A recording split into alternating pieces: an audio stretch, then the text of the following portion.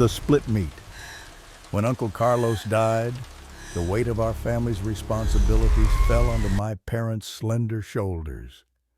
The butcher shop, their pride and main source of income, had now become an unbearable burden. "It's not just standing behind the glass counter all day," my father lamented during our first somber dinner after the funeral. "You have to wake up at 4 a.m., wrestle with beef carcasses weighing hundreds of pounds, know how to distinguish every cut of meat, maintain relationships with suppliers, haggle with health inspectors." His voice trailed off as he stared at the untouched plate of food before him. The traditional post-funeral meal meant to celebrate life amid death felt hollow without Uncle Carlos's booming laugh and animated stories. My mother reached across the table to squeeze his hand, her own eyes rimmed with the red evidence of sleepless, tearful nights. At 17, I was old enough to understand the gravity of our situation, but too young to offer any meaningful solution. My Aunt Isabella, Uncle Carlos's sister, sat silently listening. Her eyes never left the empty chair where my uncle used to sit during every family meal. A woman in her late 50s with salt and pepper hair always pulled into a tight bun. Aunt Isabella had the reputation of being the family's problem solver, though her methods often raised eyebrows among relatives. "I'll take care of it," she finally said, her voice dry but determined. No one was surprised. Aunt Isabella had always been decisive and liked to control everything, even when Uncle Carlos was alive. The shop had been in our family for 3 generations. My grandfather had started it with a single meat counter in the local market before expanding to a proper storefront. Uncle Carlos had taken over from him, modernizing the place while maintaining its reputation for quality. The idea that it might close permanently felt like another death in the family. 3 days after my uncle's death, Aunt Isabella opened the shop to clean out the refrigerators. The pungent smell of aged blood and meat greeted her as she raised the metal shutters for the first time since Carlos's unexpected heart attack behind the counter. The health department would have eventually come if the refrigerators had been left running with perishables inside, but Isabella was nothing if not practical. She prepared a large meal from the salvageable cuts and invited the whole family. "I don't know what to do with all this meat," she explained as she laid out platters of perfectly grilled steaks, homemade chorizo, and marinated arrachera. But I understood that this was her way of remembering Uncle Carlos a final feast, with his favorite dishes made from the cuts of meat he had carefully selected before his passing. As we ate in subdued conversation, the weight of his absence felt tangible, like another guest at the table that no one dared acknowledge directly. The small butcher shop stood on the corner of a busy intersection in our neighborhood in Mexico City. Its white-tiled walls and stainless steel counters had witnessed decades of commerce gossip and life's little dramas. Every morning, Uncle Carlos would raise the security shutters at precisely 6 a.m., his white apron already stained from the early preparations, ready to serve the first customers, usually restaurant workers coming to select the day's fresh cuts. 2 weeks later, Isabella returned to the shop, raised the metal shutter, and posted "for sale" signs on the equipment. The display case with its gently curved glass front, where cuts of meat were artfully arranged each morning. The electric saw that Carlos had insisted on buying despite its expense. An investment in efficiency he'd claimed. The industrial refrigerators that hummed constantly, maintaining the perfect temperature for preserving freshness. It was a spacious shop that the family owned, mainly operated by Uncle Carlos with occasional help from my father on busy weekends and holidays. The tiled walls still had old stains, bloodstains that even scrubbing with bleach couldn't completely remove. Over years they had seeped into the grout, becoming a permanent record of the business's history. The smell of old grease still clung to the space, a distinctive odor I still remembered from the times I followed my uncle to work when I was younger. He would let me wrap small packages in butcher paper, teaching me to make neat corners and secure them with tape. "Presentation matters," he'd say. "People eat with their eyes first."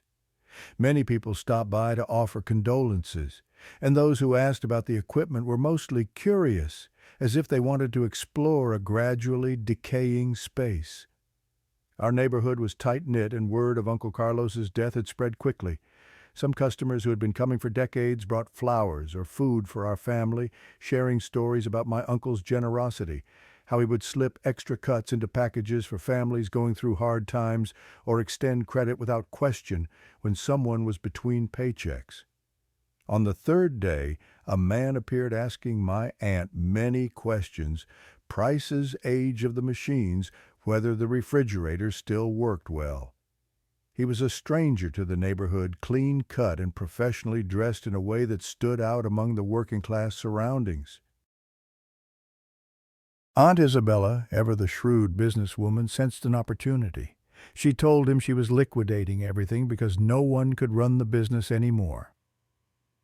The man rubbed his chin thoughtfully, then proposed something unexpected, renting the shop with all the equipment instead of buying the pieces separately.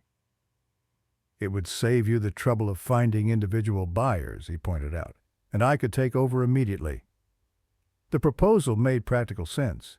Isabella, after consulting briefly with my parents, agreed to a 6-month lease with an option to extend. They made a deal, and less than a month later the butcher shop reopened under new management. Although renamed Carniceria Moderna, the shop seemed to have inherited the good reputation from Uncle Carlos's time. The new sign, painted in bold red letters above the entrance, caught the eye without being garish. The interior had been cleaned thoroughly, but otherwise remained unchanged, a smart business decision that communicated continuity to the loyal customer base. But we must admit that the tenant who introduced himself to the neighborhood simply as Alejandro had his own merits. He was a tall, robust man in his early 40s with firm facial features and a square jaw that exuded confidence just by looking at him. His eyes were light blue, unusual in our predominantly brown-eyed community, his hair neatly cut short, his posture straight as a soldier's, and his deep voice attracted attention without seeming intimidating. That charismatic presence alone drew customers. But he also treated everyone well, always smiled, addressed regular customers by name, and sold at reasonable prices that respected the economic realities of our working-class neighborhood. Business flourished under his management. The shop, which had been gradually losing customers to larger supermarkets in recent years, despite Uncle Carlos's best efforts, seemed rejuvenated. Even my father commented on it when we walked past one Saturday morning, noting the line of customers extending onto the sidewalk. He must have a magic touch, he mused, a hint of both admiration and wistfulness in his voice. Then suddenly one day in early autumn the shop closed without warning. No explanatory note on the door, no sign indicating when it would reopen, nothing at all. The metal security shutters remained firmly down throughout the day, surprising regular customers who rattled the locks in confusion before reluctantly seeking their meat elsewhere. At this point, I should mention that Aunt Isabella had always been a persistent and rather annoying person when it came to matters she considered her responsibility. She went to the shop every day after the unexpected closure, driving slowly past it in her ancient Volkswagen Beetle, merely slowing down without ever stopping. I knew she did this just to see how things were going, almost as if she were the manager rather than the landlord. And she had done the same with Uncle Carlos while he was alive, always hovering, monitoring every move, offering unsolicited advice on inventory management and pricing strategies. It was characteristic of her controlling nature. The first day the shop didn't open, she knew immediately through her neighborhood sources, the same efficient gossip network that kept everyone informed of births, deaths, infidelities, and business matters with equal interest. Usually she would drive by only once a day, but being curious and concerned about her investment, she returned in the afternoon to check. The metal shutter remained closed still, with no sign indicating when they would return. The next day was the same. I don't know how she restrained herself for so long, but certainly on the third day she called Alejandro to ask what was happening, why he wasn't showing up at the shop. The phone number was disconnected. Calls wouldn't even go through. She told us during Sunday dinner that she had tried calling about 20 times, no exaggeration. Anxiety was evident in her voice as she stabbed at her food without eating much, and although she didn't say it openly, she also never stopped driving by the shop during those days. My father suggested she might be overreacting. Perhaps Alejandro had a family emergency or inventory issues, but Aunt Isabella's instincts told her something more concerning was happening. "The rent is due next week," she reminded us, "and I still haven't been able to reach him." About a week after the shop's mysterious closure, her cell phone rang during our family lunch. She answered in less than a second with the instinct of someone waiting for just one call, immediately excusing herself from the table and stepping into the hallway for privacy. When she returned 10 minutes later, her expression was a complex mixture of relief and suspicion. "It was him," she announced, resuming her seat at the table. "Alejandro." She explained that he had sounded tense with a broken voice different from the confident, smiling man who had opened the butcher shop. He had told her that he wouldn't be able to open for about 3 weeks due to supplier issues, but assured her that when the rent was due she shouldn't worry, he would send it promptly. He apologized for the unexpected situation and the lack of communication. Aunt Isabella wanted to know more which suppliers were causing problems, whether he needed assistance with local connections when exactly he planned to reopen, but he hung up abruptly as if in a hurry, or as if someone was pressuring him to end the call. She tried calling back immediately, but failed. The phone was off again, returning to the same frustrating, disconnected status. My father shrugged when he heard this.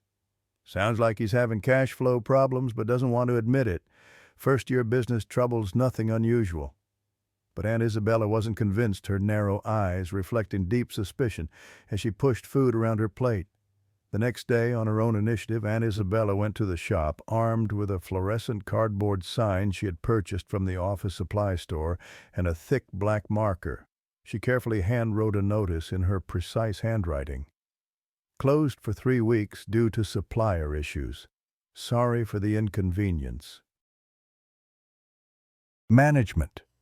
She taped it to the metal shutter where it would be clearly visible to regular customers, then stood there for a while trying to peer inside through the narrow gaps at the bottom of the shutter. The darkness within revealed nothing but the faint smell seeping out. Gave her pause, not the usual clean, slightly metallic scent of a well-maintained butcher shop, but something heavier, mustier. As if sensing her scrutiny, a stray dog that had been sniffing nearby suddenly backed away from the shop entrance, hackles raised before trotting quickly down the street. Isabella, never superstitious but always observant, noted this reaction with unease. She had been told they wouldn't open yet.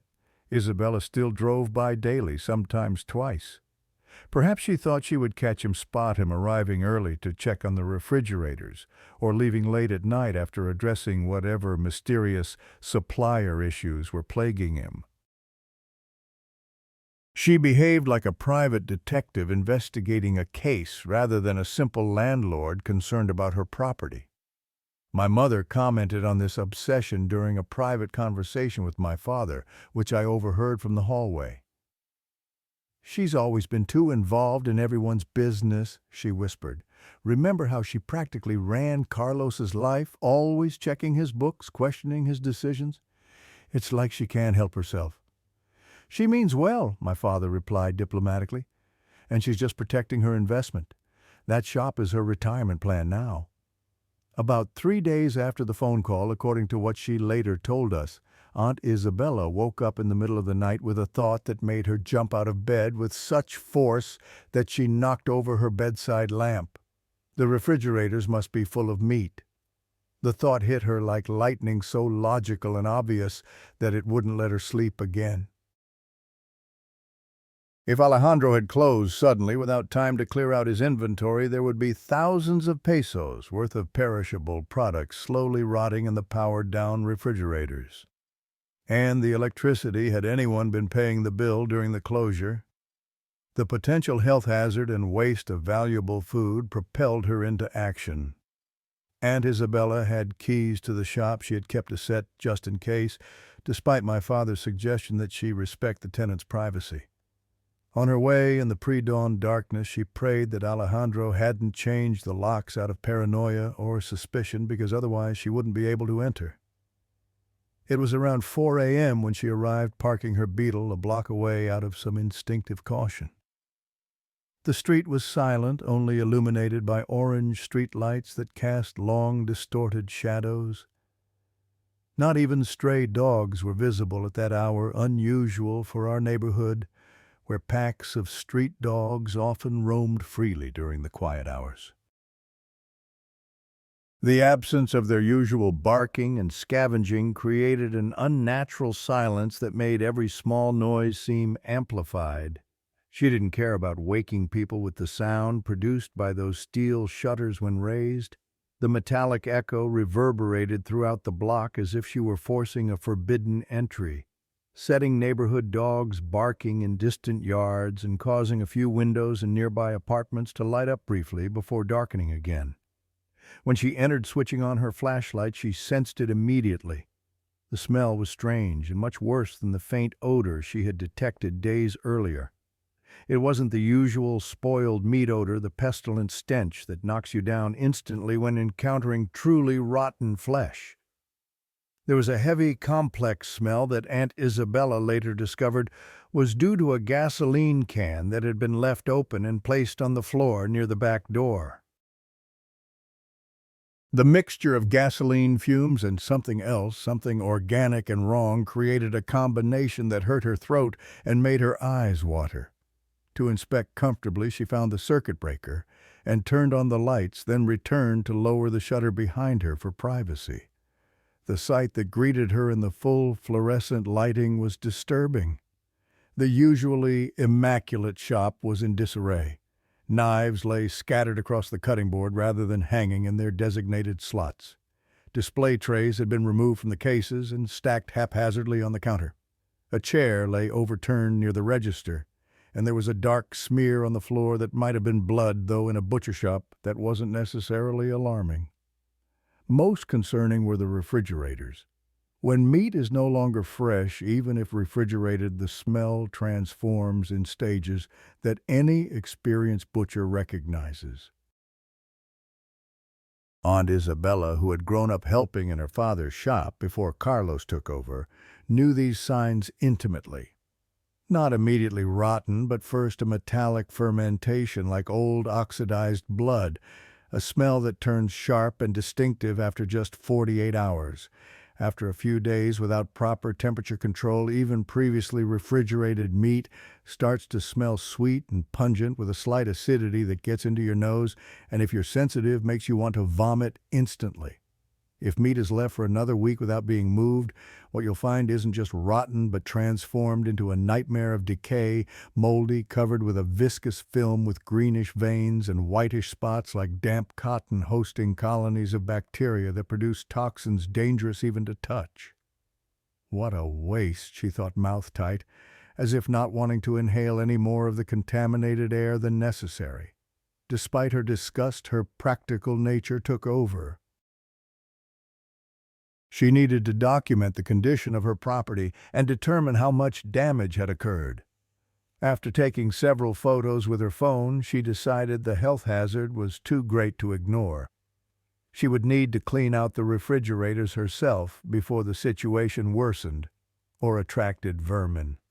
She left the shop and bent down to lock the padlock, planning to return in daylight with proper cleaning supplies and protective gear. When she stood up adjusting her purse strap, she suddenly felt another person's presence very close behind her. Before she could turn, she heard the unmistakable metallic click of a gun's safety being released. It was a man discreetly pointing a pistol at her back, his breathing controlled but audible in the pre-dawn quiet. The key slipped from her hand and fell to the ground with a betraying jingle. From the shock, she let out a scream that echoed in the early morning stillness, bouncing off the surrounding buildings and seeming to multiply in the empty street. Heaven seemingly intervened for her at that precise moment, as a patrol car was just turning at the corner on its regular route headlights cutting through the darkness. The man, seeing the approaching lights, immediately ran away, footsteps receding rapidly as he disappeared into the labyrinth of dark streets and alleyways.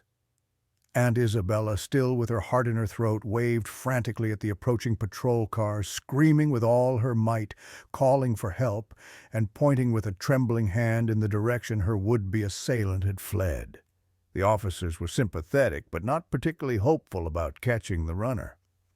"Probably just an opportunistic thief," the female officer suggested, taking notes for her report. "Saw a woman alone at night and thought you'd be an easy target." "You're lucky we came by when we did." Before returning home, still on edge from her encounter, she stopped at an all-night convenience store to buy thick garbage bags, heavy-duty rubber gloves, and several bottles of bleach. Her obstinacy in solving other people's problems kept her active, though inside she was shattered with fear, her hands still trembling slightly as she counted out pesos for the cashier.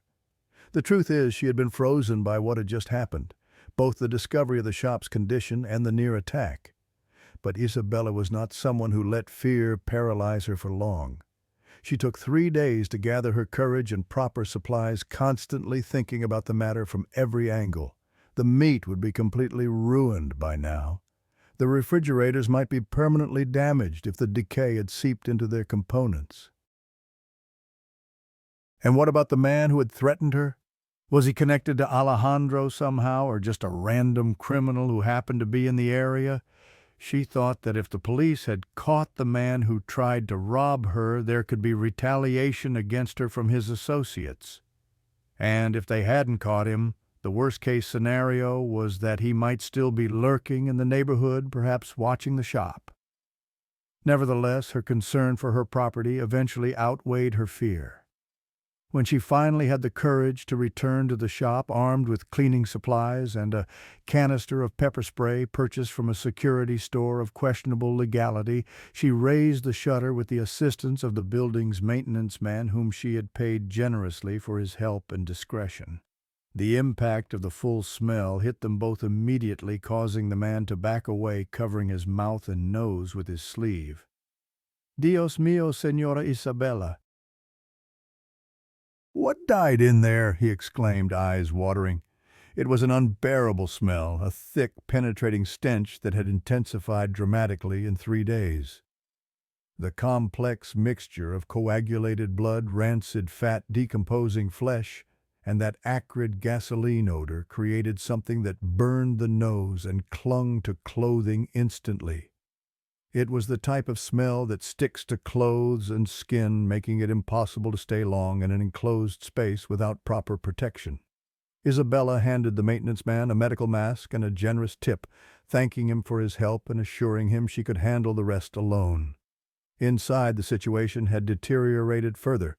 The refrigerators were off, the interior light of each one was dead, and the metallic surfaces were warm to the touch, dripping with condensation in the humid air. Dark liquids had seeped from the bottom seals and pooled on the tile floor, creating slippery patches that Isabella carefully navigated. The electricity bill, which the company employees had probably slid under the shutter during their meter-reading rounds, lay there wet and discolored from the fluids, with the due date marked in red. The power had been cut off due to non-payment. "Oh well," Aunt Isabella said aloud to the empty shop, her voice muffled by her mask. "It's now or never." She covered her nose and mouth with a second layer of protection, a bandana sprayed with perfume over the mask, creating a partially effective barrier against the overwhelming stench. She opened the black garbage bag she had brought, and then, with a deep breath held as long as possible, opened the first refrigerator door. The thick air hit her face like a physical slap, even through her protective layers. She had never experienced a sensory assault quite like it, despite having grown up in the meat business. Yes, she had handled large bags of meat, had lifted pieces of beef alongside her brother and father, but those were always cold, firm, fresh products with that icy weight that almost numbs your fingers when handled for too long. The meat industry has procedures and standards specifically to prevent what she was now witnessing. What greeted her was a nightmare of decay. This meat was warm and in various stages of decomposition. Some cuts had the consistency of stiff, cardboard-like stone, as if the surface had hardened into a dry crust that preserved a semblance of its original shape while allowing the interior to liquefy. Others, however, disintegrated with just a slight press of the garbage bag against them, soft and watery, as if the tissue had turned into a viscous pulp, oozing a dark, foul liquid. To the touch, even through her thick rubber gloves, the bag dripped between fingers and the plastic surfaces were slippery with films of decay. She didn't want to smell, didn't want to look too closely, and didn't want to feel the textures, even through the protective barriers. She told herself repeatedly to just empty the refrigerator's bag, everything, and get out of there as quickly as possible. This was just a practical problem to solve, not a horror to contemplate. Working methodically despite her disgust, she emptied the smaller display refrigerators first, sealing each bag tightly before moving to the next. The process was grueling, physically demanding, and psychologically taxing. Twice she had to step outside for fresh air, gagging despite her masks. But Isabella's determination was legendary in the family for good reason. Once she committed to a task, she saw it through regardless of difficulty. She left the walk-in cold room for last. I'm referring to that large refrigerator, the one that occupies almost an entire wall, where whole sides of beef and large inventory could be stored at optimal temperatures. That specialized chamber was what made her most nervous, because when Uncle Carlos was alive, he always kept it meticulously organized and tightly sealed, treating it as the heart of the operation. The larger unit would contain the bulk of any remaining inventory and would have provided better insulation against temperature changes, potentially creating even worse conditions inside.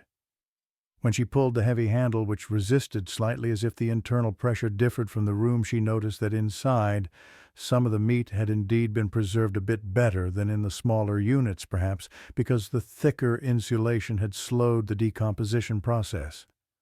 The larger cuts, quarters, and sides were still recognizable in shape, though discolored and clearly spoiled. Still, the disaster was evident throughout the chamber.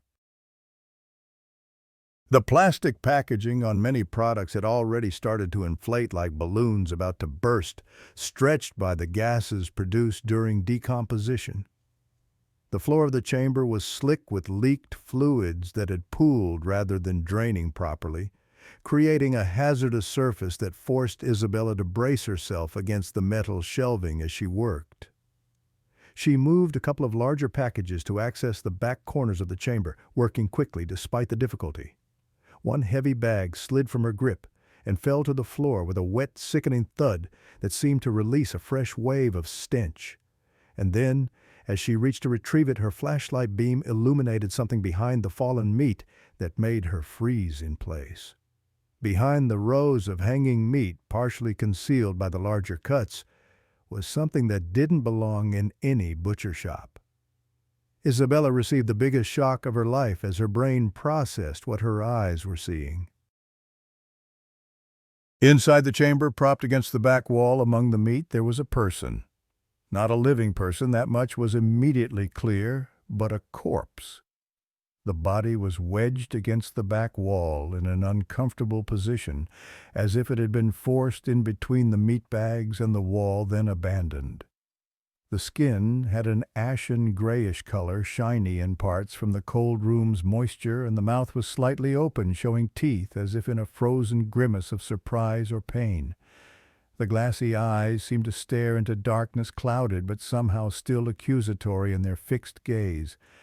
For a second, Aunt Isabella didn't know if she was looking at a recently deceased corpse or someone who had been dead for days, preserved amid the putrefaction of the surrounding meat. The cold room would have slowed decomposition significantly compared to the other refrigerators, creating this macabre tableau that seemed frozen in time. She stumbled backward out of the cold chamber, nearly falling as her foot slipped in the foul liquid on the floor, her heart racing beyond anything she'd experienced before. She dropped the garbage bag she'd been filling and tore off her mask, gasping for breath despite the stench. She held back a scream through sheer force of will, an instinctive recognition that drawing attention to herself now might be dangerous if Whoever had placed that body there was still watching the shop. She was pale, dizzy, on the verge of fainting. She later told me that even what she saw seemed to leave a trail in her vision, a streak of movement when she turned her head as if she were simultaneously asleep and awake, her brain unable to process the horror properly. The shock had triggered a physical response beyond her control. Half staggering, she made her way outside, not bothering to close the refrigerator doors or even the main shop entrance behind her. The fresh air hit her like a blessing, but did little to clear the fog of panic and revulsion clouding her mind. Someone saw her staggering on the sidewalk, a newspaper vendor setting up his morning stand, and helped her sit down on a nearby bench, concerned by her ghastly appearance. "Senora, are you ill? Should I call an ambulance?" the man asked, offering her his own bottle of water. When she calmed down enough to speak coherently, it didn't occur to her to tell this stranger anything about what she had just seen. The implications were already forming in her practical mind. If she reported a body, there would be police investigations, questions about why she was in the shop, at all potential legal complications regarding her relationship with the missing tenant. Her property would be sealed as a crime scene, perhaps for months. The business might never recover from such publicity. She had caught her breath but hadn't recovered from the shock. She didn't understand how a body had ended up in her brother's former shop and didn't know what she would do about it. The people who helped her brought a bottle of water and stayed with her until she could call someone to pick her up. In this case, it was my mother who arrived 20 minutes later, alarmed by the early morning call, and her sister-in-law's uncharacteristic inability to explain what had happened. On the way home, sitting silently in my mother's car, Isabella said nothing about the body, just that she had felt unwell after entering the shop and nearly fainted from the overwhelming smell of spoiled meat. My mother, concerned but practical, suggested she see a doctor for potential ammonia inhalation from the decomposing products. Honestly, I cannot understand how Aunt Isabella never let go of problems, why she felt compelled to solve issues that weren't properly hers to address. In another context, her controlling nature might even sound amusing, but this was a literal corpse in the cold chamber of a shop she owned. Every minute that passed without reporting it to the police was involving her more deeply in whatever crime had occurred in that shop, potentially making her an accessory after the fact. Yet her first instinct wasn't to call the authorities. It was to contact Alejandro directly. She called the butcher's number 100 times over the next 2 days, using a new prepaid phone she had purchased specifically for this purpose, until he finally answered on the third evening. She told us later that when she heard his voice, she almost hung up from shock and nervous anticipation. She had been so persistent that she momentarily forgot what she wanted to ask when the call connected. The man sounded tense. His breathing labored as if he had been running or was under extreme stress. His once confident voice now thin and raspy. He told her that weeks before closing the shop, he had been subjected to extortion by local criminals, something increasingly common throughout Mexico City's small business community. First, they asked for protection money, demanding weekly payments to ensure the shop's security against unspecified threats. Initially, he paid because he understood that was the new reality in many parts of Mexico City, a shadow tax that numerous legitimate businesses factored into their operating costs. He made his protection payments regularly, considering it an unfortunate but necessary expense to avoid vandalism or worse. But then the demands escalated. The same group started charging him for the right to open his business at all a separate fee beyond the basic protection money, and that additional permission turned out more expensive than the protection itself. The first few months he scraped together what he could, cutting into his profits and personal savings, but then they doubled the fee without warning or explanation, and there was nothing more to be done. The business couldn't sustain such costs. And the body? What is that body doing in the chamber? Aunt Isabella interrupted, her voice rising to a shrill demand that startled even herself. There was a long pause on the line. When Alejandro spoke again, his voice had dropped to nearly a whisper. "I had to do it," the man said, each word heavy with resignation. "I had no choice. He came looking for me when I was closing. He got into the business, threatened me with a gun, said he was going to burn down the shop with me inside if I didn't pay double again. He had a can of gasoline, that's what you probably smelled. What he didn't count on was that the knives had just been sharpened that morning." The call cut off abruptly, leaving Isabella staring at the phone in stunned silence. She tried calling back repeatedly, but the number had already been disconnected permanently, the prepaid account likely abandoned. Aunt Isabella sat motionless in her kitchen, the phone still clutched in her hand. In her mind was a whirlwind of conflicting thoughts and emotions. Everything she had assumed, everything she had thought and pondered for days, had collapsed under the weight of this confession. So Alejandro wasn't a criminal who had used her shop for some nefarious purpose and then disappeared.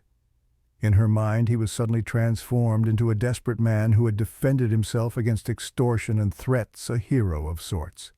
That's what the possibly deranged woman called him in her private thoughts, a hero who had done what many business owners fantasized about, but never dared attempt. Eliminating the extortionist was an idea that fascinated her on a visceral level, something she had secretly dreamed of doing with her own hands whenever she heard stories about the protection rackets that plagued small businesses throughout the city. If she hadn't considered notifying the police before, she was even less inclined now. In her peculiar moral calculus, Alejandro's actions were justified self-defense against criminals who preyed on hard-working people. The police would never see it that way. They would arrest him for murder regardless of the circumstances. And Isabella, having withheld information about the body, would likely face charges herself. With a decisiveness that characterized her approach to all problems, she formulated a plan. First, she went to pay the overdue electricity bill at the nearest payment center, presenting herself as the property owner resolving a tenant's delinquency. Then she called the electric company's customer service line 071 to request urgent restoration of power to the business address, citing perishable inventory concerns. They promised reconnection within 24 hours. The next morning she returned to the shop with a new arsenal of cleaning supplies, industrial-strength disinfectants, and a small pushcart she had borrowed from the building's maintenance closet. She worked methodically for hours, wearing full protective gear, including a respirator mask this time. She returned to the cold chamber, forced herself to ignore the human remains, and instead focused on the practical task of placing all the spoiled meat, including the smaller packages she had abandoned during her hasty retreat the day before, into the cold room with the body. Once everything was consolidated in the walk-in refrigerator, she closed the heavy door firmly and turned up the cooling intensity to maximum on the newly restored power supply. Her reasoning, as she later obliquely explained to my father, was that extreme cold would preserve the situation until a more permanent solution could be arranged. Though she never specified what situation needed preserving or what solution she envisioned, the implication hung in the air between them like an unacknowledged ghost. She closed the door forcefully and left with a strange smile playing at the corners of her mouth, as if for the first time in her life she believed good had triumphed over evil through her own indirect participation in vigilante justice. The shop remained closed, the note about supplier issues still taped to the metal shutter, gradually fading in the sunlight and rain as weeks passed. About 4 months passed without further incident. According to Aunt Isabella, who had been quietly paying the electricity bills to keep the refrigeration running, frozen meat can withstand years in proper cold storage without significant deterioration. What would happen to what was in the cold chamber, both the meat and the human remains, became a question that hung unspoken over our family gatherings, though only Isabella and eventually my father knew the full extent of the situation. Then, one day, my aunt's phone rang with a call from an unfamiliar number. It was an official-sounding voice requesting her to appear immediately at the shop to address an urgent matter regarding her property. When she arrived, her heart sinking with anticipation of what she would find, neighborhood people were already standing on the sidewalk, some peering curiously toward the shop, others whispering among themselves in the universal body language of scandal and speculation. Police tape cordoned off the entrance, and 2 patrol cars were parked directly in front, their lights creating rhythmic patterns of blue and red against the surrounding buildings despite the daylight. A health department van had also arrived, its officials in white protective suits, carrying equipment toward the shop entrance. Everything was handled very discreetly once Isabella identified herself to the officers in charge, who immediately escorted her past the gathering crowd and into a nearby unmarked police car for preliminary questioning. The public portions of the investigation were conducted with minimal dramatic flair, no bodies being wheeled out in view of onlookers, no evidence bags prominently displayed. But we know how these things go in close-knit communities. Rumors spread faster than any official report. Surely the truth of what had happened was communicated from mouth to mouth, embellished with each retelling, but maintaining its essential horror. It wasn't even necessary to witness the details to know. Anyone could imagine what might have happened in a butcher's shop that had been mysteriously closed for months, especially when the police established a cordon in the early morning hours, and health department officials entered wearing hazmat suits. Moreover, there was never an official version released to the media, no bulletin or newspaper note mentioning the discovery. The authorities, perhaps concerned about public panic regarding food safety or acknowledging the extent of criminal extortion in the area, kept the matter remarkably contained. The truth is that they had to take Aunt Isabella away for formal questioning. They kept her detained for several days, interrogated by different people from various departments, local police, federal investigators, health officials, and prosecutors. They made her repeat her statement over and over, searching for inconsistencies or admissions of greater knowledge than she initially claimed. Her story, carefully constructed and rehearsed during the months of waiting, was simple. She had visited the shop only once after Alejandro's disappearance, found the refrigerators off, but didn't inspect them thoroughly due to the overwhelming smell, and had paid the electricity bill as a property owner's responsibility while waiting for news from her missing tenant. She expressed appropriate shock and horror at the discovery of human remains, suggesting perhaps Alejandro had been the victim of the same criminal elements that plagued many local businesses. The investigators wouldn't let her go quickly because something fundamental didn't add up in her story. She claimed to have spoken by phone with the tenant twice after his disappearance, once when he explained the temporary closure, and once when he mentioned extortion threats. She told them about the extortionist, the threat the gasoline can, but to the experienced investigators, it sounded like a story made up to cover her own potential involvement. Of course, considering the physical evidence that the police had methodically gathered the body found in the cold chamber, now identified through dental records and fingerprints, was conclusively that of Alejandro himself. There, everything in Isabella's carefully constructed narrative collapsed. How could she have talked to him after his death? How could he have told her about the fees and the gasoline? How could he have promised to pay the rent when due? My aunt swore it was him on the phone, maintained her timeline with fierce insistence. And I believe she truly convinced herself of this version, not only because she showed investigators her cell phone call history with his number with the date and time stamps that seemed to support her story, but because she told it with a conviction that cannot be invented through simple deception. But we know that to solve a case, subjective conviction is of no use against physical evidence. The medical examiner's report established that Alejandro had been dead for approximately 4 months, killed by multiple stab wounds to the chest and neck, consistent with butcher's knives found in the shop. The time of death aligned precisely with the shop's sudden closure, making Isabella's claimed phone conversations a physical impossibility. What my aunt eventually learned through her lawyer and later told us in a carefully edited version was that the man she had rented the shop to Alejandro was actually connected to the very criminal organization that extorted local merchants. The investigators believed he was one of their collectors, using the legitimate business as both a cover and a money laundering operation.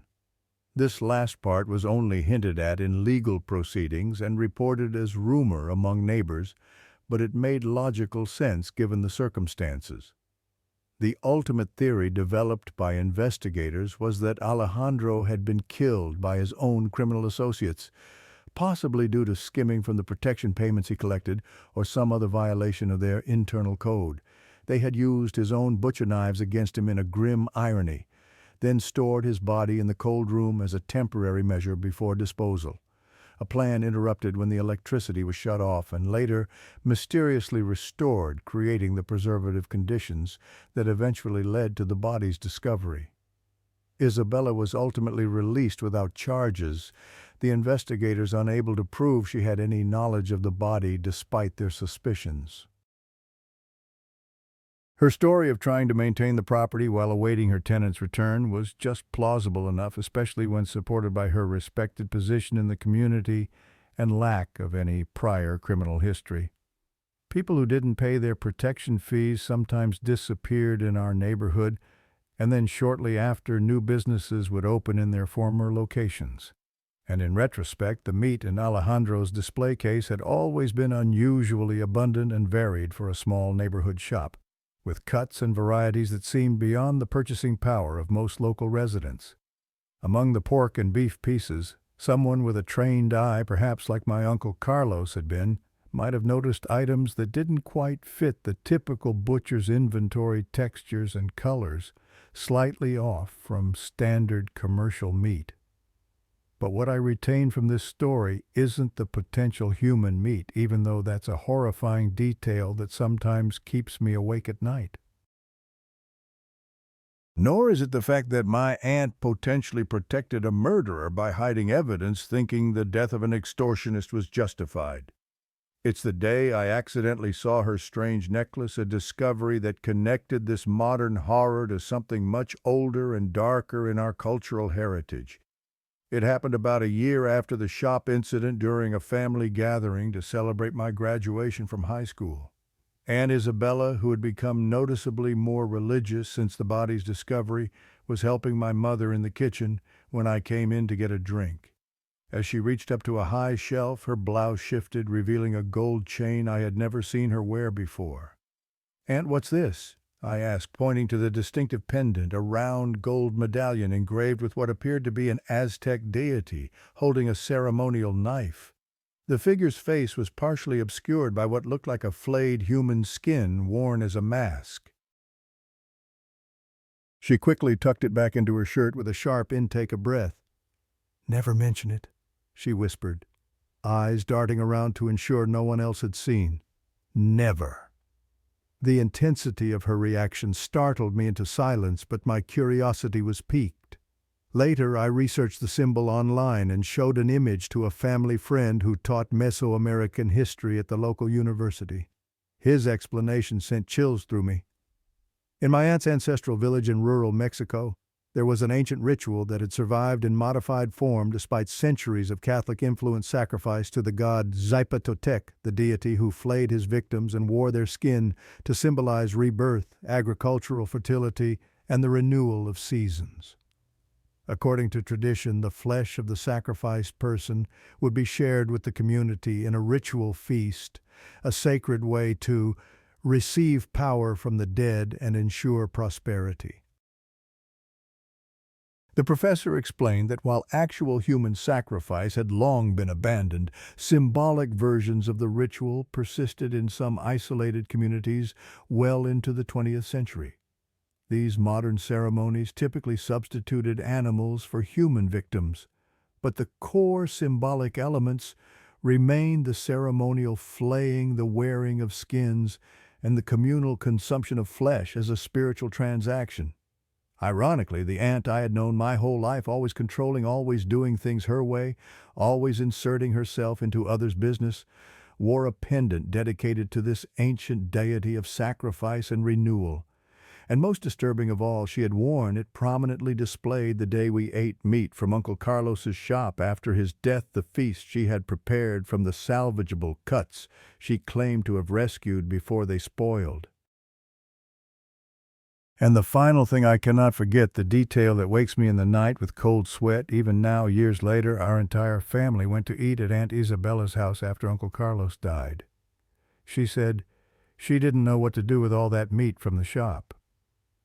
But now, I wonder if that meal was really intended to honor Uncle Carlos in the traditional way, or was it to offer his flesh for a more ancient and bloodthirsty ritual of renewal? Had my uncle's heart attack been entirely natural? Or had Isabella, devoted to old ways and ancient powers, helped it along to ensure the continuation of traditions far older than our family's butcher shop? I've never voiced these suspicions to anyone in my family. Perhaps they are merely the overactive imagination of someone who has seen too much death and deception already. But sometimes when I visit my parents and Aunt Isabella serves dinner, I notice how she watches us eat with an intensity that borders on reverence, and I find myself carefully inspecting each piece of meat before it passes my lips. As I write this, the investigation into the body found in the freezer officially continues, though activity has slowed to nearly nothing. The police haven't been able to identify Alejandro's associates conclusively, the local criminal networks closed ranks effectively, and witnesses suddenly develop memory problems when questioned. The case has become another statistic in Mexico City's unsolved homicides, gradually fading from official attention, if not from neighborhood memory. What's strangest of all is that when I visited Aunt Isabella last month, helping her prepare for the upcoming Day of the Dead celebrations, I found her meticulously arranging a new altar in a back room of her home. Not the traditional ofrenda with marigolds and sugar skulls that we display publicly, but something older and more primal hidden behind a heavy curtain. It wasn't for Dia de los Muertos at all, which was still months away, but for what she called the feeding. On it were photographs of local business owners, people I recognized from our neighborhood, arranged around a central stone carved with the same symbol as her pendant. "They refused to honor the old ways," she whispered when she caught me staring, her eyes alight with a fervor I'd never seen before.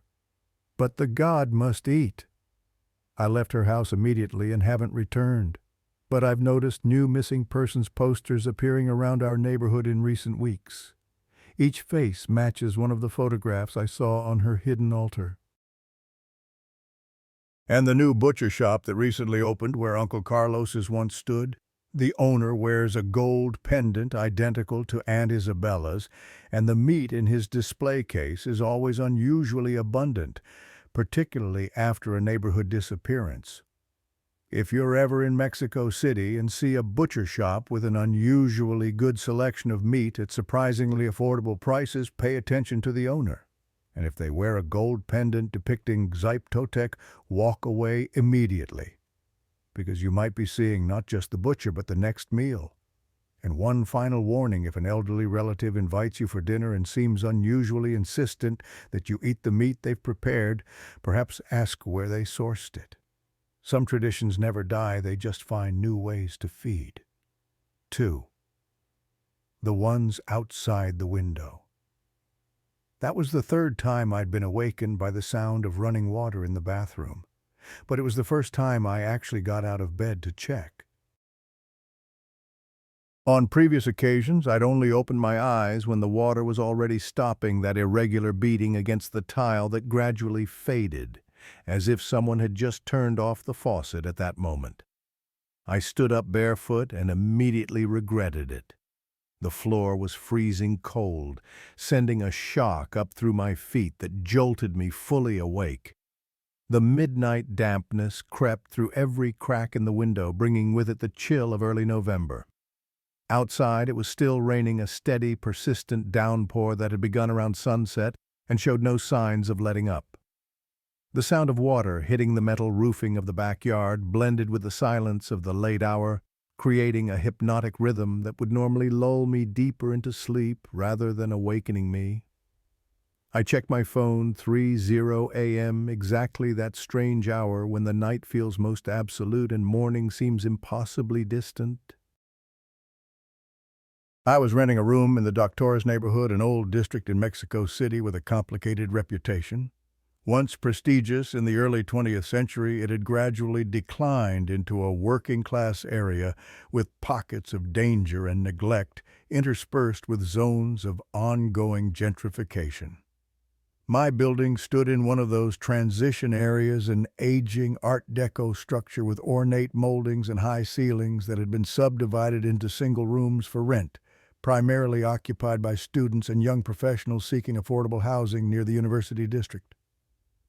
When I first moved in 3 months earlier, the landlady, a silver-haired woman named Doña Soledad, who had inherited the building from her late husband, had warned me about strange things that sometimes happened in the older section where my room was located. She dismissed these occurrences as if they were just an old person's superstition, or the natural settling of an aging building, her wrinkled hands waving away concerns even as her eyes remained serious. "In this neighborhood they say that on rainy nights," she had said while handing me the heavy iron key to my room, "the boundary between our world and the world of spirits becomes thin, especially in November." She had laughed then, a dry sound like rustling paper, adding, "But you're a modern young man, you don't believe in such nonsense, do you?" I had laughed along with her, thinking it was just her way of justifying the noises of an old building, the creaking floorboards, rattling pipes, and occasional unexplained sounds that are part of life in historic structures. Now, standing in my darkened room with water inexplicably running in my private bathroom, I wasn't sure I should be laughing anymore. My name is Miguel Fernandez, and at the time of these events, I was a 26-year-old graduate student studying architectural preservation at UNAM. My focus on historical buildings had made this particular rental appealing despite its quirks, a chance to live within the kind of space I was studying academically. I'd chosen the Doctores neighborhood because the rent was affordable and it was relatively close to campus, requiring only a short metro ride to my morning classes. The building itself was a relic from the 1940s, with high ceilings, ornate moldings, and walls thick enough to withstand earthquakes, or to hide secrets, as I would soon discover. My room was on the third floor at the end of a long corridor, somewhat isolated from the other tenants, which I had initially appreciated for the extra quiet it provided for my studies.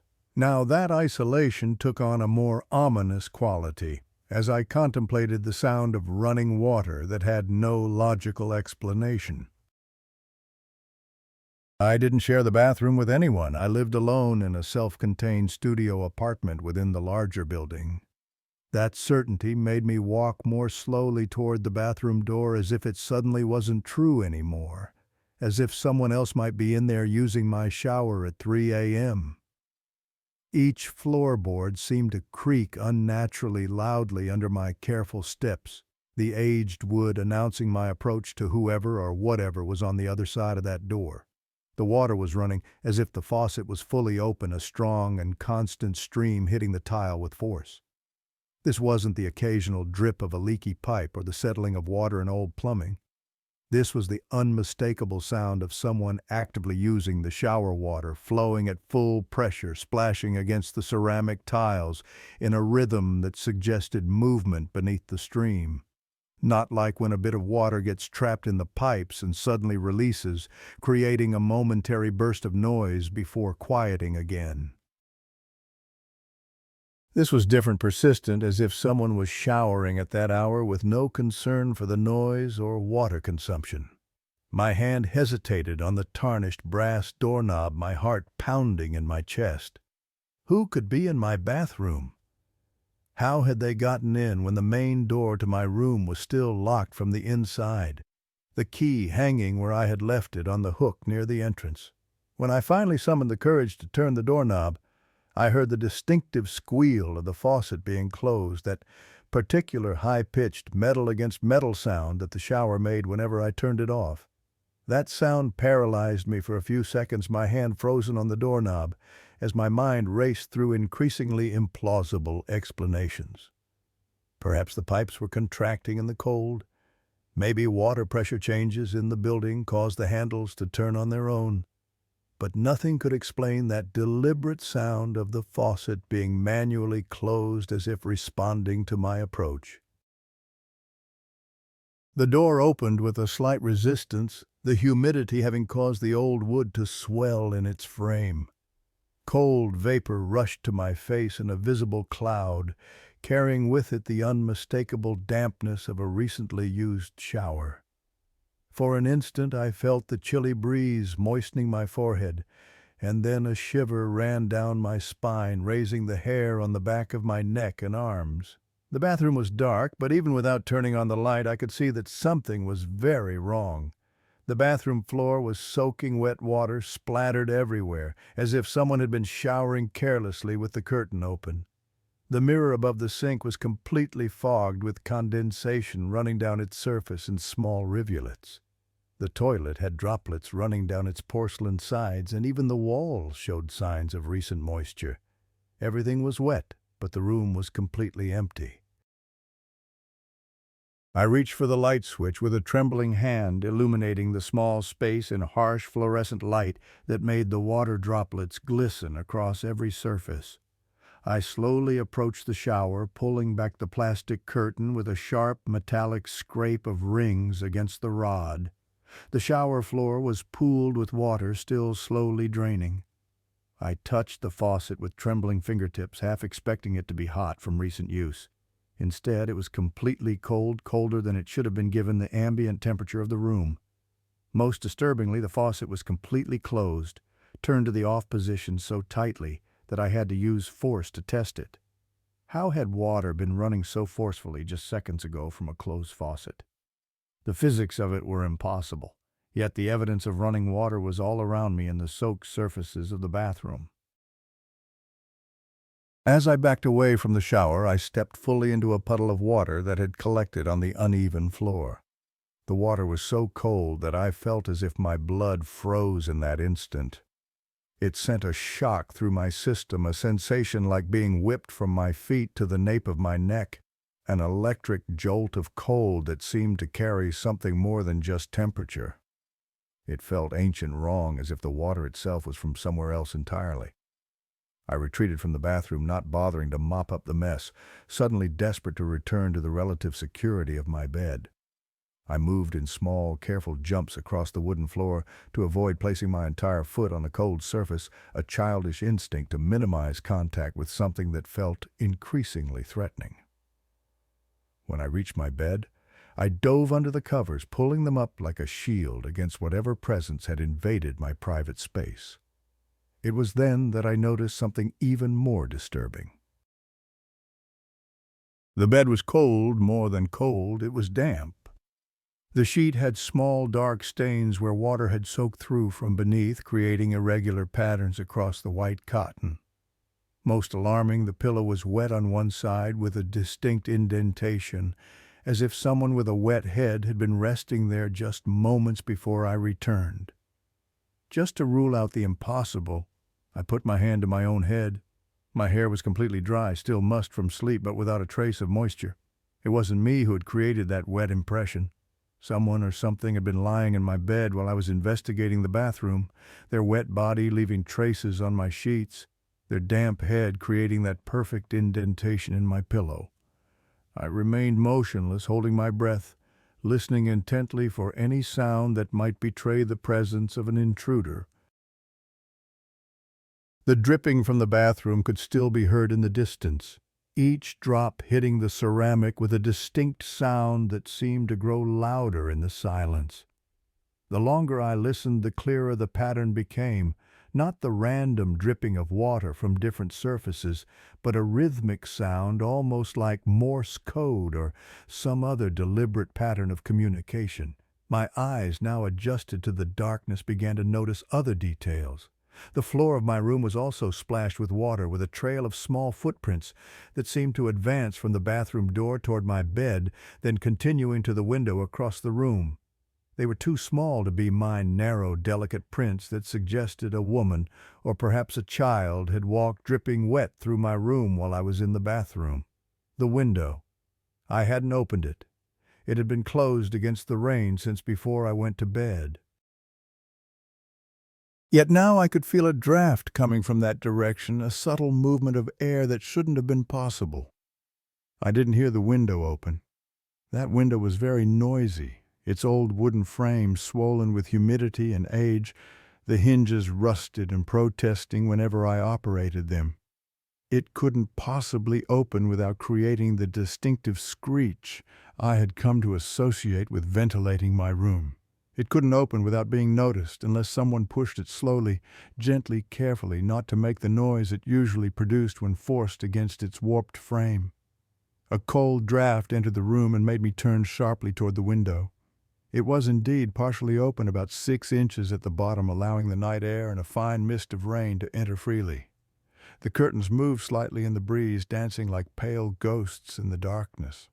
The air carried the smell of wet earth, but mixed with something else, something organic and wrong. A smell of wet old clothes left too long without drying, carrying the musty scent of mildew and decay. Who opened it? I didn't open it. And if someone had broken in to open it from outside, they would have had to climb up 3 stories on a sheer wall in the pouring rain, a feat that seemed physically impossible. The room was so small, barely 12 feet square, that if someone was still present, they would have to be standing in front of me at a distance of less than 1 meter. That certainty sent a deeper chill down my spine than even the cold water had managed. There was something or someone playing with me, and they were doing it very well. I felt like a mouse being toyed with by a particularly sadistic cat, allowed moments of false security before the next swipe of the paw. I went straight to the room door, the one that led to the narrow hallway connecting to the stairs and the rest of the building. It was closed and locked securely, bolted from the inside, with both the key lock and the sliding chain still engaged. There was no way someone could have entered or exited through that door without leaving evidence of forced entry or disengaging the locks. My next logical step would have been to close the window, eliminating the unsettling draft and securing my space against the outside world. But every nerve in my body urged me not to go near it. An instinct as old as humanity itself whispered urgent warnings in my mind. Don't approach, don't look, don't acknowledge whatever might be lurking just beyond that rectangular opening into the night. I didn't want to feel the rain breeze brushing my face, nor smell what was coming in from outside more directly. Most of all, I didn't want to look down into the alley 3 stories below or up at the rainy sky, and whatever might be suspended between earth and heaven on this strange night. I nearly let out a scream that would have awakened the entire neighborhood when my eyes, drawn inexorably to the window despite my fear, detected movement at its lower edge. At first, I thought it was just the curtain moving in the breeze, a trick of shadow and light. But as I forced myself to focus, I saw them clearly. At the bottom edge of the window, visible against the faint ambient light from the street below, were human fingers. Not a reflection, not a shadow, but actual fingers, pale, elongated digits gripping the wooden frame from the outside. The fingers of both hands were curled over the bottom edge, knuckles white with the strain of holding on, nails unnaturally long and slightly curved. Pale hands hanging on the other side, holding on as if someone was suspended in the air, 3 stories above the ground, clinging to my window frame with impossible strength. My blood froze in my veins, and for a moment I couldn't breathe, couldn't move, couldn't even blink as I stared at those hands that couldn't be there. The room seemed to shrink around me, the walls closing in as my perception narrowed to those 10 fingers gripping my window frame. I didn't dare take another step in any direction, afraid that movement might attract the attention of whatever was hanging outside my window. My mind raced through increasingly desperate explanations. Perhaps it was a tree branch that resembled fingers, maybe a strangely shaped shadow cast by the streetlights. But I knew what I was seeing, and no rational explanation could account for human hands gripping my 3rd-floor window from the outside during a rainstorm. This was the 3rd floor. The building's facade was flat brick with minimal ornamentation, offering no handholds or ledges. There were no balconies or emergency stairs, nothing that could support a human's weight or provide access to my window from the exterior. What did that person, if it was a person, intend? How had they climbed up from the void? Did they plan to enter my room as if nothing unusual had occurred, or were they simply hanging there, defying gravity and logic, perhaps preparing to let go and fall in a terrible silence onto the wet pavement far below? And the most maddening question of all, the one that sent a spike of ice through my chest if someone was outside my window now. How had they gotten inside earlier? Who had showered with cold water at 3 a.m., leaving the room wet, the bed damp, the pillow indented with the shape of a head, not my own? Had they entered through the window, moved through my room while I slept, used my shower lane in my bed, and then exited the same way? The impossibility of it all made me feel as if I were going mad, my sanity stretching thin as the physical evidence contradicted everything I understood about reality. I felt like I was suffocating with fear, my chest constricted, each breath shallow and quick. A thought crossed my mind that momentarily distracted me from pure terror.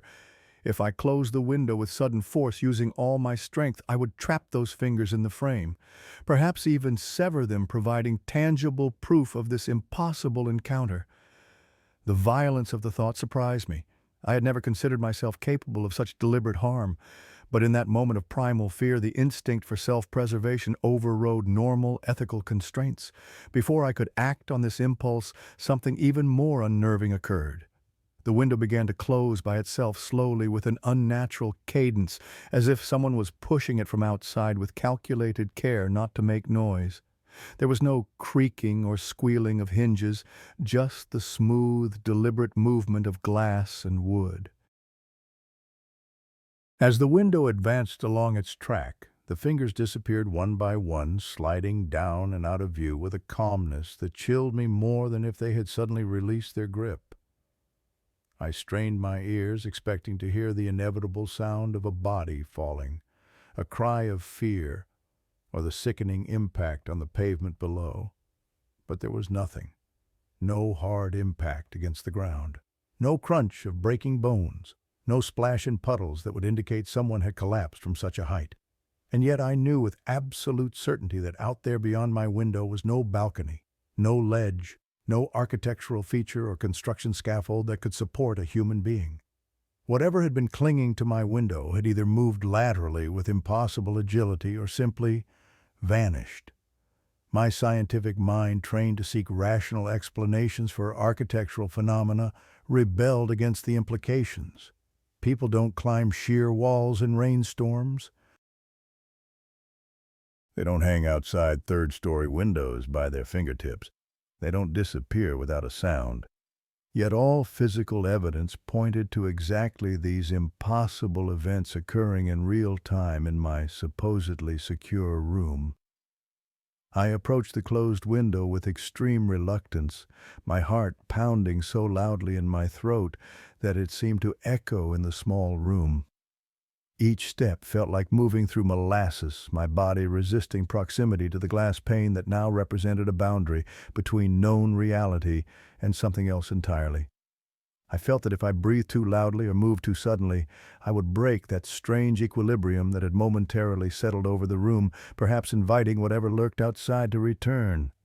I leaned slowly toward the glass, my eyes fixed on the lower edge of the window, as if still expecting to see those fingers clinging to the impossible. The window frame was empty now, the wood darkened with rainwater but showing no evidence of having been gripped by human hands moments before. No broken nails, no trace of skin, nothing to prove what I had seen was real. Gathering what remained of my courage, I forced myself to look down toward the street below. The rain blurred my vision, transforming the scene into an impressionist painting of watery lights and indistinct shapes. The yellowish glow from the old-fashioned lampposts barely outlined the silhouettes of parked cars, their surfaces gleaming wetly in the downpour. The pavement glistened like a broken mirror fractured by puddles that reflected the scattered light in chaotic patterns. I searched desperately first, right at the edge of the building where someone falling would have landed. Then I scanned the broader area of the sidewalk 3 floors below, seeking any evidence, a crumpled form, a moving shadow, even a splash that might indicate recent disturbance. Nothing. No trace of someone hanging, no body lying broken on the ground, not even a shadow moving away through the rain-soaked streets. I bit my lip until I tasted blood, the sharp pain, a welcome anchor to physical reality amid the increasing sense that I was losing my grip on sanity.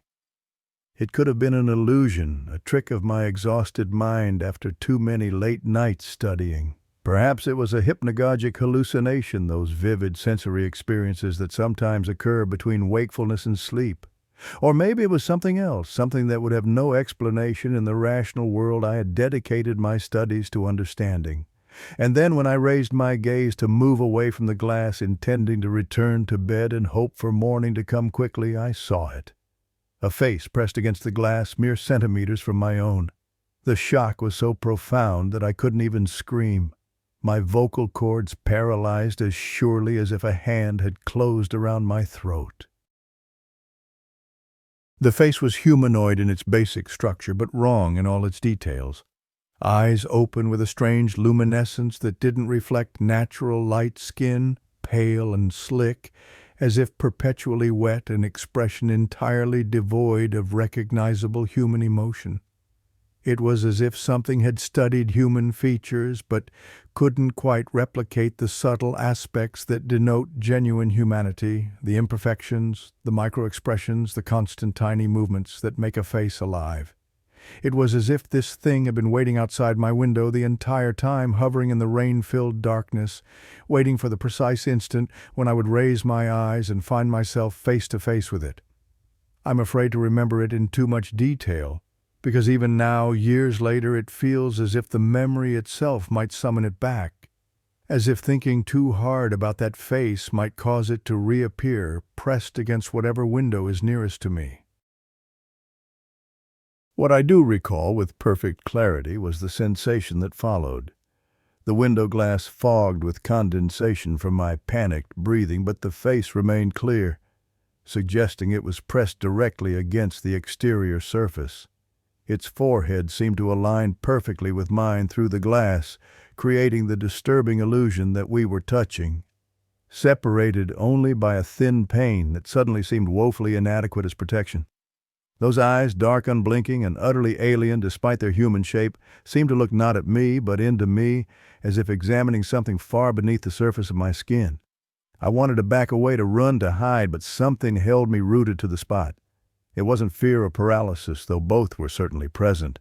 It was a physical sensation of being held in place by unseen hands, cold, strong fingers gripping my face, pulling me toward the glass, forcing me to maintain eye contact with the entity outside. I couldn't move my head or break the gaze, trapped in a connection that felt increasingly invasive, as if something were being extracted from me through that visual link. It was then that I heard it, a heart-wrenching scream that rose from somewhere in the building below. The sound was pure, distilled terror, not the kind that emerges from nightmares or startling surprises, but the raw, primal cry that escapes only when someone confronts something that fundamentally should not exist. It didn't sound like an argument or drunken disturbance that might be expected in an urban apartment building at night. It was the kind of scream that pierced through walls and floors, vibrating in my stomach with its intensity and authenticity. For a moment I had the disorienting thought that perhaps someone else in the building had looked up at their own window at exactly the same moment. That they were seeing a similar face pressed against their glass, experiencing the same impossible encounter that had trapped me. I tried to scream back, to signal that something was happening throughout the building, but nothing emerged from my throat except a strangled, muffled noise, as if my voice had been drowned at its source. The face before me remained immobile, observing my struggle with what I could only interpret as detached curiosity. There was no malice in its expression, but neither was there compassion, just an intense focus that felt predatory in its persistence. I felt hypnotized, unable to look away, my will gradually eroding under that relentless stare. Then something even more unsettling occurred. Though the face didn't speak, didn't move its lips or make any sound I could detect, I began to perceive words forming directly in my mind. Not as thoughts of my own, but as an alien voice inserting itself into my consciousness, using some pathway more intimate than mere hearing. The sensation was like having someone whispering directly into my bloodstream, using my own circulatory system to deliver messages straight to my brain. Open the window. Let me in. The command was simple, direct, and carried an undercurrent of absolute certainty that it would be obeyed. It wasn't my thought, it originated from somewhere outside myself, pushing inward with steady pressure. The words repeated, gaining strength with each iteration, becoming less a request and more an inevitable outcome that was already in progress. If I complied, the entity implied it would return inside the room, acknowledging with this phrasing that it had already been inside before, had used my shower without permission, had lain in my bed, leaving damp impressions. But if allowed entry again, it would be different this time. Closer, more intimate, inside. And with dawning horror, I realized it didn't merely want access to my room, it wanted me, my body, my consciousness, the physical vessel I inhabited. It sought not shelter made of walls and ceiling, but one of flesh and bone, a living sanctuary to house whatever essence animated those features pressed against my window. For an instant, as this understanding crystallized, the entire room seemed to darken around me, reality receding until only the face and its silent demands remained. The insistence beating against my mind was the only real thing in that moment, a rhythm as steady and erosive as waves against a cliff, gradually wearing away my resistance. I closed my eyes, thinking that by eliminating visual contact I might block the commands continuing to pour into my mind. Darkness offered momentary relief, but the pressure continued, now feeling like physical fingers probing at the edges of my consciousness, seeking entry through any available weakness or doubt. Then, with an effort that felt like it physically burned my throat with its intensity, I managed to wrench my gaze away from the glass.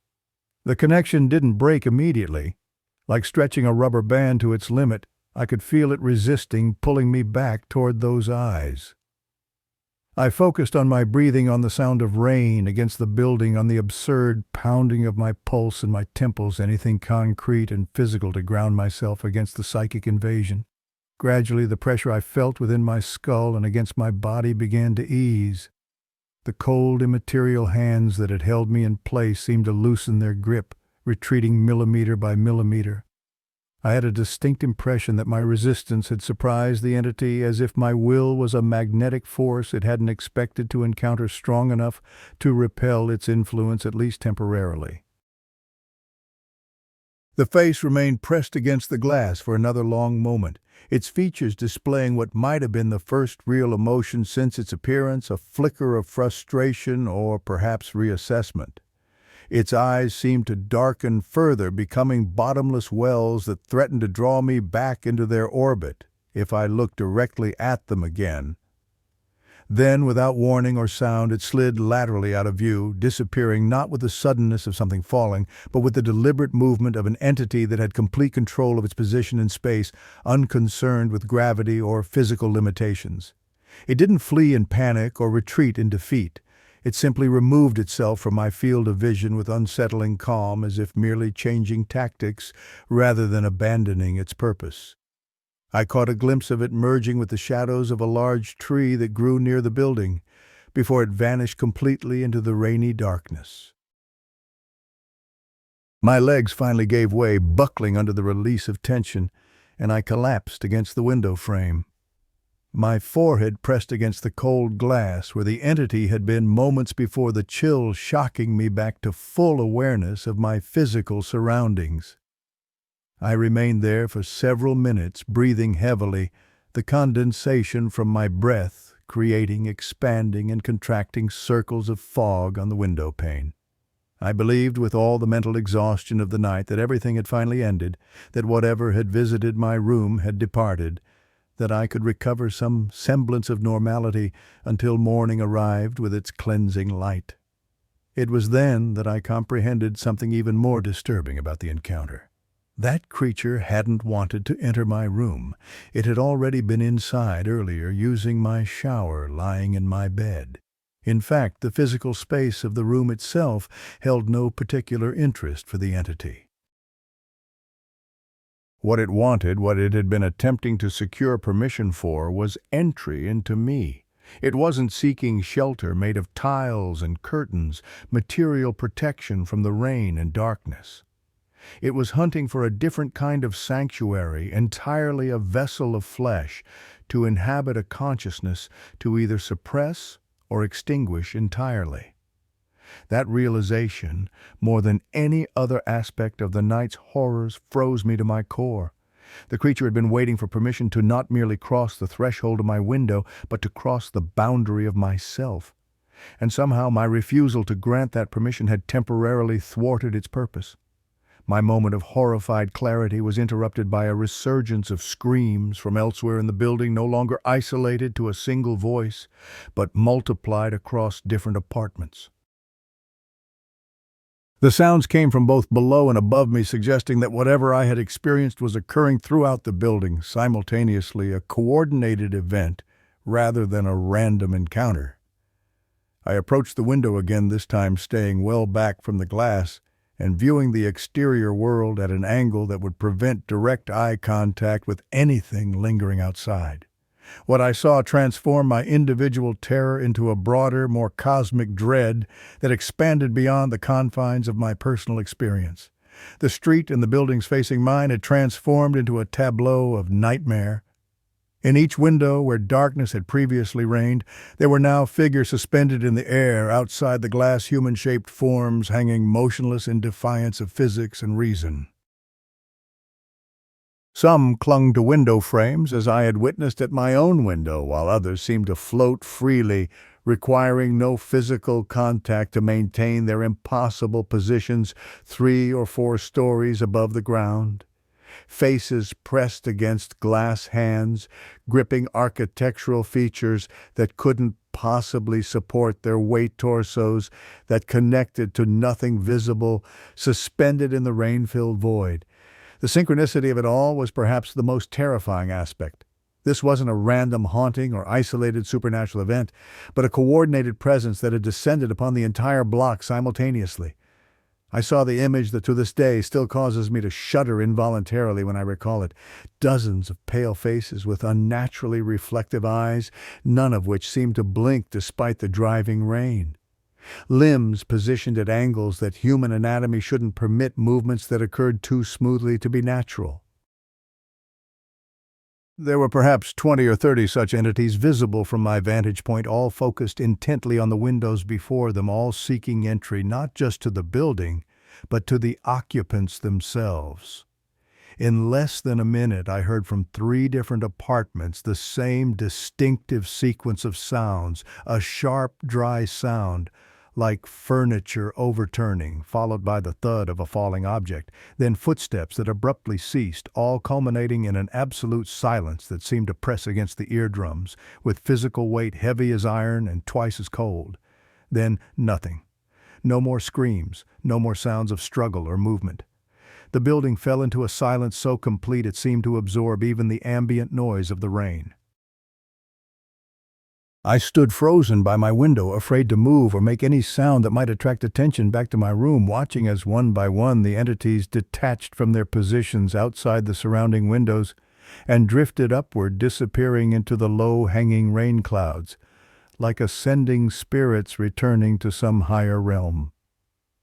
By dawn, the rain had stopped, and a wan sunlight illuminated streets that seemed impossibly normal after the night's events. The next morning, police cordoned off the block, their vehicles creating islands of flashing blue and red in the morning mist. Officers moved with the somber efficiency that indicates serious incidents rather than routine calls. They said very little to residents as we were temporarily evacuated from the building for what they described only as a safety inspection. but whispered conversations among themselves revealed fragments of the truth. They told each other in low voices that during the early hours, 3 deaths had been registered in the building, all in different apartments, all seemingly unconnected individuals with no history of mental health issues or suicidal tendencies. People who, according to bewildered family members and neighbors, had been in good spirits the previous day with plans for the future and no reason to end their lives. Yet each had apparently done exactly that through means so similar that coincidence seemed impossible. They provided no official details to residents, but the building superintendent who had discovered the first body when concerned family members couldn't reach their relative by phone was less discreet. He described to a small group of us huddled outside how he had found each victim seated at their window eyes open and fixed on the glass as if still staring at something outside. No signs of struggle, no evidence of forced entry, just 3 people who had by all appearances simply stopped living while gazing out into the night. I knew then with the cold certainty that comes from witnessing something beyond conventional understanding what had actually occurred. The faces had not departed because they had been defeated by my resistance. They had simply moved on to more receptive hosts, finding in 3 other apartments what they had failed to secure in mine permission to enter, to possess, to inhabit. Those entities weren't looking for physical rooms to occupy, they were seeking human vessels.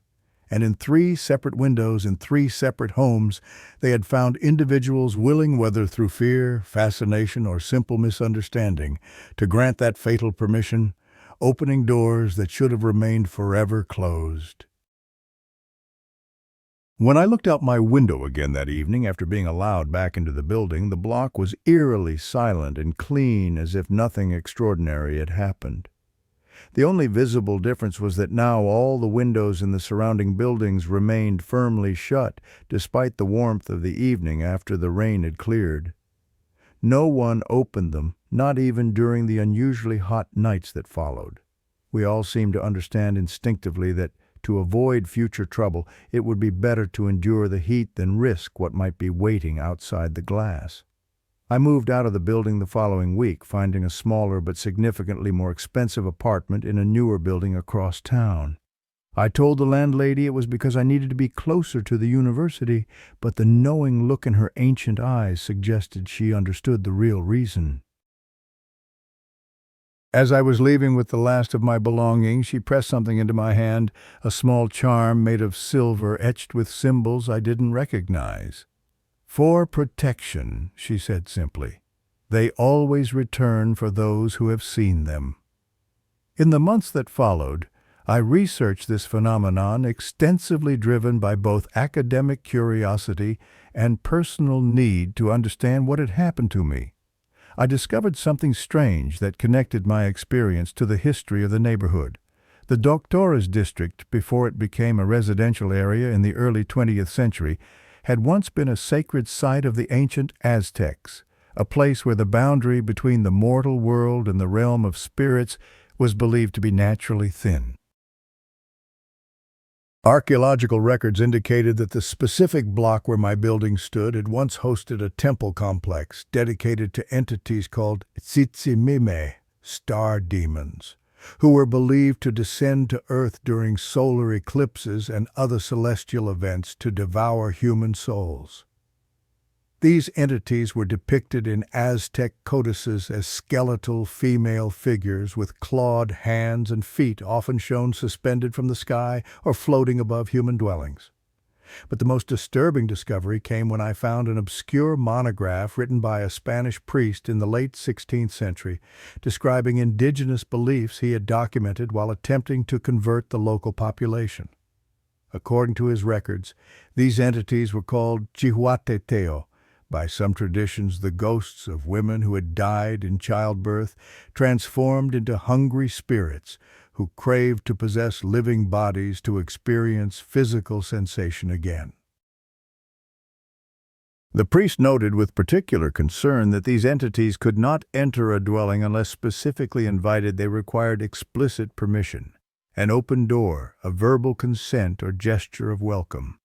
This limitation, he theorized, was why the indigenous people maintained such strict taboos about speaking to strangers at night or acknowledging sounds heard after sunset, especially during rainy seasons when the boundary between worlds was believed to be most permeable.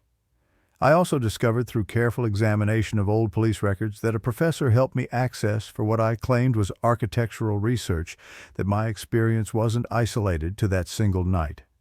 Every 7 years, with remarkable consistency on the first rainy night of November near the traditional Day of the Dead celebrations, a cluster of inexplicable suicides occurred in that same neighborhood. Always 3 victims, always near windows, always without obvious motive or explanation. The pattern stretched back to the earliest municipal records available, becoming more difficult to trace the further back I researched, but suggesting a cycle that potentially extended to pre-colonial times. What I had witnessed was apparently part of a long-established pattern that modern society had simply failed to recognize, or deliberately chosen to ignore, filing each occurrence under convenient medical explanations rather than confronting its true nature. The day after completing this research, I packed my belongings and moved again, this time to a ground-floor apartment in a busy commercial district with security bars on all windows and a strict personal policy against opening them for any reason, regardless of weather or season. I slept with the lights on for months, jumping at every unexpected sound or shadow, constantly checking that all entries to my living space remained securely locked. Gradually, as time passed without incident, I began to relax, to convince myself that perhaps the silver charm was working, or that the entities were limited to that specific neighborhood with its ancient connections. I returned to my studies, focusing deliberately on the most rational, scientifically grounded aspects of architectural preservation to reaffirm my connection to the material world. Then, exactly 1 year after my encounter, I woke in my new apartment to the sound of running water in the bathroom. The digital clock on my nightstand displayed 3:00 a.m. in glowing red numerals. Outside rain had just begun to fall, the first November rainfall of the year. Tonight, 7 years later, I'm staying in a hotel room in Guadalajara, hundreds of miles from Mexico City. I thought distance would protect me, that changing locations regularly would keep me one step ahead of whatever cycle I had inadvertently become part of. But as I sit writing this account, I hear the unmistakable sound of water running in the bathroom, a slow, steady stream that I know with absolute certainty I did not turn on. And on the window of my 4th-floor room, gradually appearing as if traced by an invisible finger in the condensation that shouldn't be forming on the inside of double-pane glass, I see words taking shape letter by letter. 7 years have passed. Let us in. This time we'll take 4. The implications are clear. The cycle has followed me despite my precautions, and something has changed in the pattern. No longer satisfied with 3 victims, the entities now seek a 4th. Perhaps my resistance 7 years ago created an unfulfilled obligation that must now be settled. Or perhaps, having seen them, I became marked in some way that makes me particularly valuable as a potential host. If you're in a rented room in an old building and you hear water running at 3 a.m. when no one should be using the bathroom, don't open your eyes. Pretend to be asleep, control your breathing, give no indication that you're aware of the intrusion. And whatever you do, never look out the window, no matter what sounds you hear or what curiosity compels you. Because what looks back may never let you be. They don't want your room or your building. They want you. And they can wait patiently 7 years or longer to get what they want. When they find this journal, I'll likely be listed as another unexplained suicide, another statistic in a pattern no one recognizes. But now you know the truth. You know what waits outside windows on rainy November nights, what tests the glass with pale fingers and hungry eyes seeking permission to enter. Close your curtains, lock your windows. And if you hear water running when it shouldn't, or see condensation forming on glass from no apparent source, remember they don't just want to visit. They want to stay inside you forever. The rain is getting heavier now, drumming against the window with increasing urgency. The bathroom faucet has stopped running, but the silence that follows is somehow worse, expectant, as if the preliminary signal has been given and the main event is about to begin. I've pushed the heavy dresser against the door and wedged chairs under all the door handles, though I know such physical barriers are likely meaningless against entities that can apparently pass through closed windows. The words on the glass have multiplied, covering the entire pane with spiral text in a language that looks like a mixture of ancient Nahuatl and something older still. In the center of this textual vortex, a simple command remains in clear English: "Look at us." I won't. I'll keep writing instead, documenting everything until the very end, whether that comes with the morning light or much sooner. Perhaps someone will find this account and understand the pattern before it claims more victims. Perhaps the cycle can be broken if enough people recognize its existence. Or perhaps they'll simply dismiss these words as the ravings of a disturbed mind, file my case alongside all the others, and continue to ignore the entities that wait outside our windows, patient as the stars, hungry as the void, always seeking permission to come inside. 3. Reflection in the window. I'll tell you a story that perhaps appeared in the news. If you know how to search, you'll find it.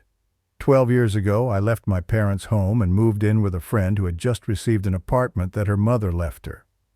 She said no, but I still gave her rent money, though clearly it was only a fraction of what it would have cost to rent an apartment in that neighborhood.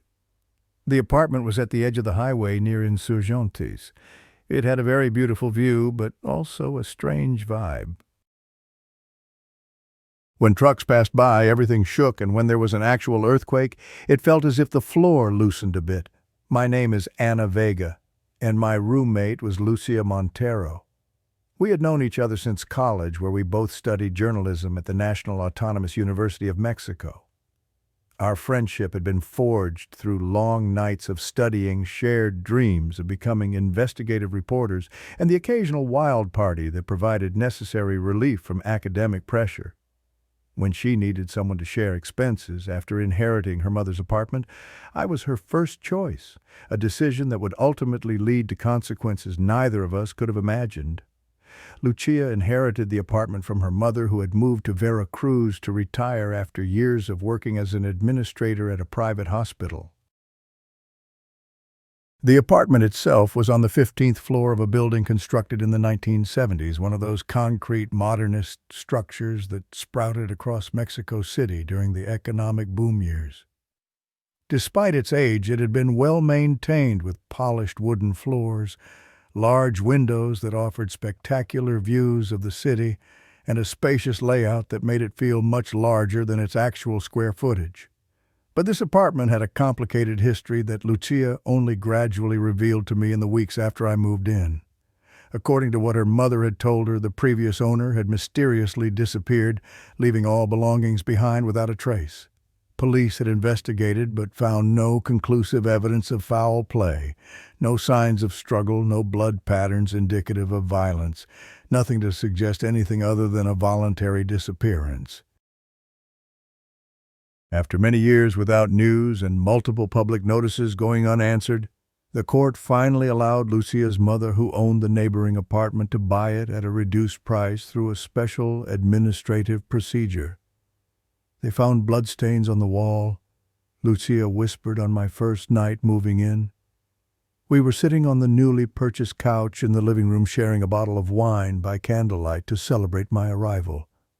Her face was illuminated from below, creating dramatic shadows that emphasized the intensity in her eyes as she shared this macabre detail. But not enough to conclude it was murder. The forensic report said it could have been from a nosebleed or minor injury. No body, no evidence of crime, just a woman who never returned home. The previous owner had been a middle-aged professor at the university, unmarried, few close friends, devoted to her research in pre-Columbian history. One day, according to neighbors, she simply stopped coming and going from the apartment. After a week of absence and mounting concern, the building manager had used his master key to check on her, finding the apartment in perfect order, but completely empty of human presence. Her car remained in its designated parking space. Her passport was found in a drawer. Her bank accounts remained untouched. It was as if she had simply evaporated from existence. We laughed nervously about this story, both pretending it was just a classic tale to scare newcomers, the kind of urban legend that attaches itself to any building with enough history. I remember making a joke about getting a discount on rent due to potential haunting, and Lucia playfully throwing a cushion at me in response. We were young, educated, rational women who didn't believe in ghosts or supernatural disappearances. Such things belonged to the superstitious past, not our modern, enlightened present. The apartment had been completely remodeled before Lucia took possession. Walls repainted in warm earth tones, old carpet replaced with polished hardwood, new appliances installed in the kitchen. There were no visible signs of the rumored bloodstains or any indication that a potentially tragic event had occurred within those walls. Lucia had transformed it into a cozy living space with colorful pillows, potted plants strategically placed to capture the abundant natural light, and artwork from local artists that added character without overwhelming the space. It was hard to imagine anything dark or sinister ever happening in such a bright, welcoming environment. During the first week, I gradually became accustomed to the apartment's unique characteristics. The building had been constructed near what was now a major highway, and the constant flow of traffic created a background hum that never completely disappeared. At first, it kept me awake at night, but eventually became white noise that I barely noticed. The vibrations from passing trucks and buses were more noticeable, subtle tremors that would cause glasses to clink together in cabinets or picture frames to require occasional straightening. Though everything felt strange and new at first, the sounds and sensations of the building gradually became familiar. The specific creak of the elevator as it approached our floor, the way water pipes would knock briefly when the shower was first turned on the rhythm of the security guards' hourly patrols in the hallway. Occasionally I would hear light footsteps at night that I assumed were Lucia moving around in her bedroom or going to the kitchen for a late-night snack. I settled into a comfortable routine, going to my job at a local newspaper during the day, while Lucia worked freelance translation jobs from home. We would often share dinner in the evenings, talking about our day and our ambitions before retreating to our respective rooms to read or watch movies. It was an ideal living situation, independent yet supportive, with enough shared interests to create companionship without the friction that sometimes develops between roommates. One night about 3 weeks after I'd moved in, I returned from work later than usual.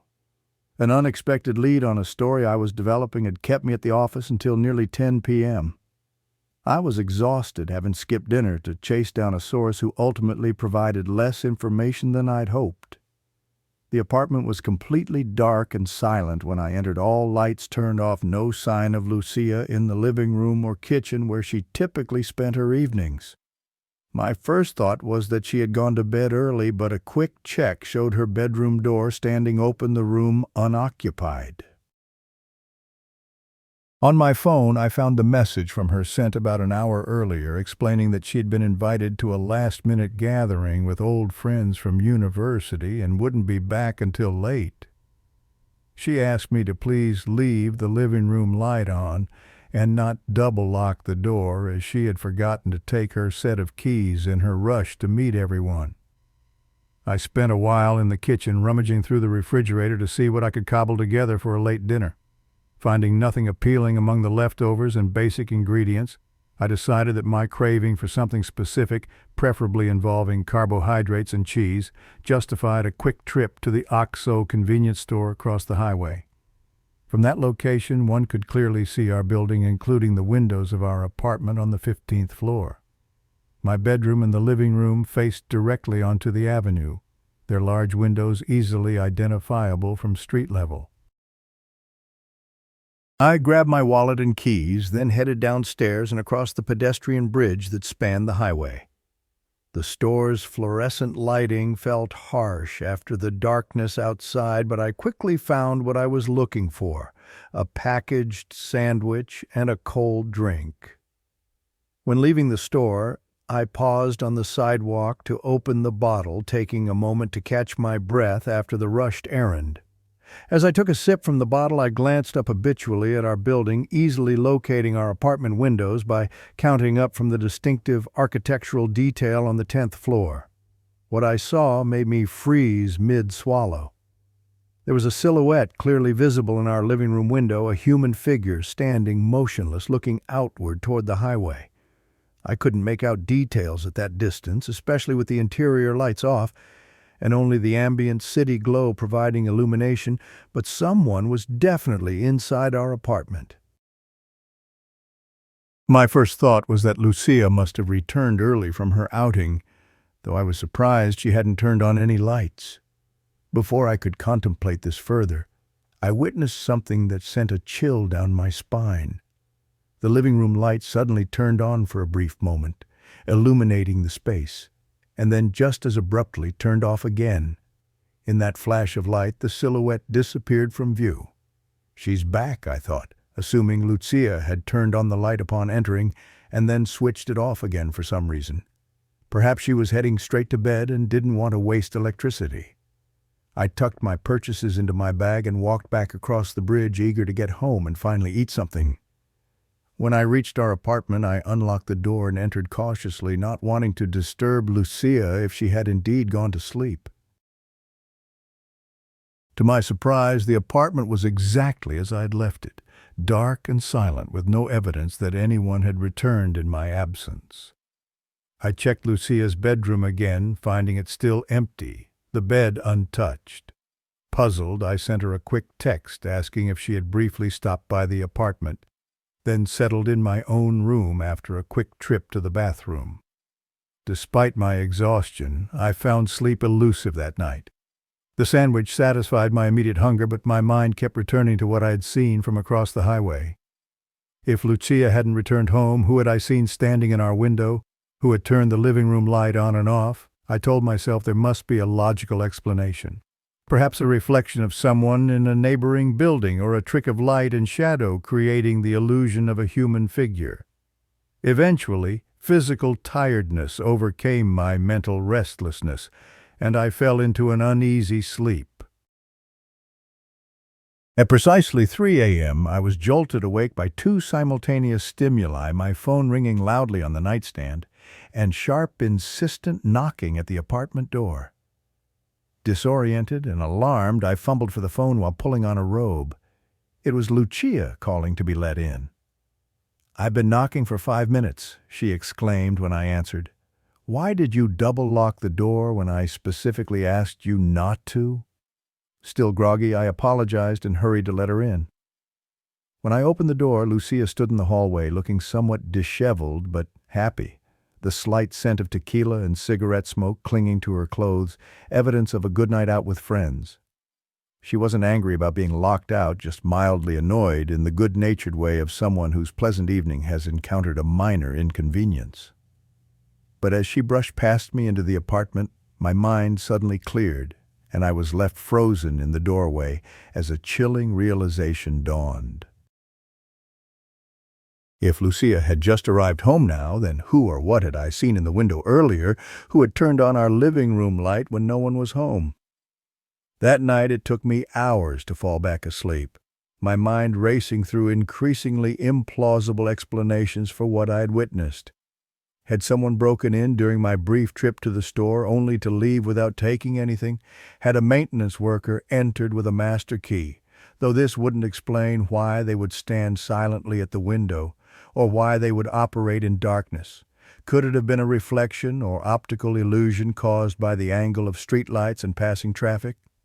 None of these explanations felt satisfactory, but they were preferable to the alternative that something unexplainable had occurred in our apartment. I didn't share my experience with Lucia the next morning, partly because I didn't want to alarm her, but mostly because I wasn't certain of what I had seen myself. Without evidence or a clear understanding of the event, it seemed better to wait and see if anything similar happened again before raising concerns. The next morning I got up early and went to visit my parents, partly to collect more of my belongings that hadn't fit in the initial move, but also to distance myself from the apartment while I processed what had happened. By the time I returned Sunday evening, the incident had faded somewhat in urgency overtaken by everyday concerns in the week ahead.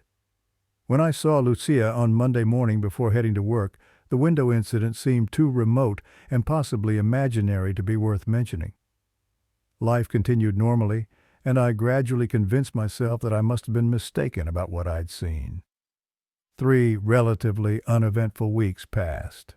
I settled deeper into my role at the newspaper. Lucia secured a major translation contract that would provide financial stability for months, and our living arrangement continued harmoniously. The strange incident gradually receded in my memory, filed away as an unexplained but ultimately insignificant anomaly. Then came the night that would permanently alter the course of my life and fundamentally change my understanding of reality. It had been a particularly frustrating day at work. A promising story had fallen through when a key source backed out at the last minute, forcing me to scramble for alternative content to fill my assigned space in the next day's edition. My editor had been understanding but firm about the deadline, resulting in me staying late at the office to complete a less impactful but still publishable piece. The metro was running with significant delays due to an electrical problem further down the line. At one station, we were stuck for about 40 minutes with minimal information about when service would resume. By the time I finally emerged from the station nearest our apartment, it was almost 11 p.m. I was crossing Insurgents Avenue, tired and hungry, my empty stomach protesting the long day without proper meals. The pedestrian traffic light was green, giving me clear passage, and our building stood just a short distance away, its windows illuminated in a patchwork pattern as residents finished their evening activities. I had my keys ready, anticipating a quick microwave meal and immediate collapse into bed, when a thought struck me. I couldn't remember if we had anything suitable for a late dinner in the refrigerator. Rather than discover this after already reaching the 15th floor, I decided to make a quick detour to the OXXO across the highway. The extra 5 minutes would be worth avoiding potential disappointment. I purchased a pre-made sandwich and a bottle of juice, paying quickly and stepping back outside into the mild evening air. Once again, following unconscious habit, I stood looking toward our building from across the busy highway, mentally counting floors to locate our apartment windows. What I saw caused my heart to skip a beat. The living room light was on, not unusual in itself, as Lucia might well be home at this hour. But there was a figure clearly visible standing at the window, a dark silhouette backlit by the interior illumination. The figure appeared to be leaning against the glass, motionless, gazing outward toward the street where I stood. Something about the stillness of the pose struck me as unnatural, as if the person had been standing in that exact position for an extended period. What froze my blood wasn't just the eerie stillness of the figure, but the realization that I could also see lights on in my bedroom. Not just on, but with visible movement inside shadows, shifting across the wall in a way that suggested someone moving around the space. I had definitely turned off all lights before leaving that morning, and I always kept my bedroom door closed when not at home. There was no reason for anyone to be in my personal space, especially not Lucia, who respected private boundaries meticulously.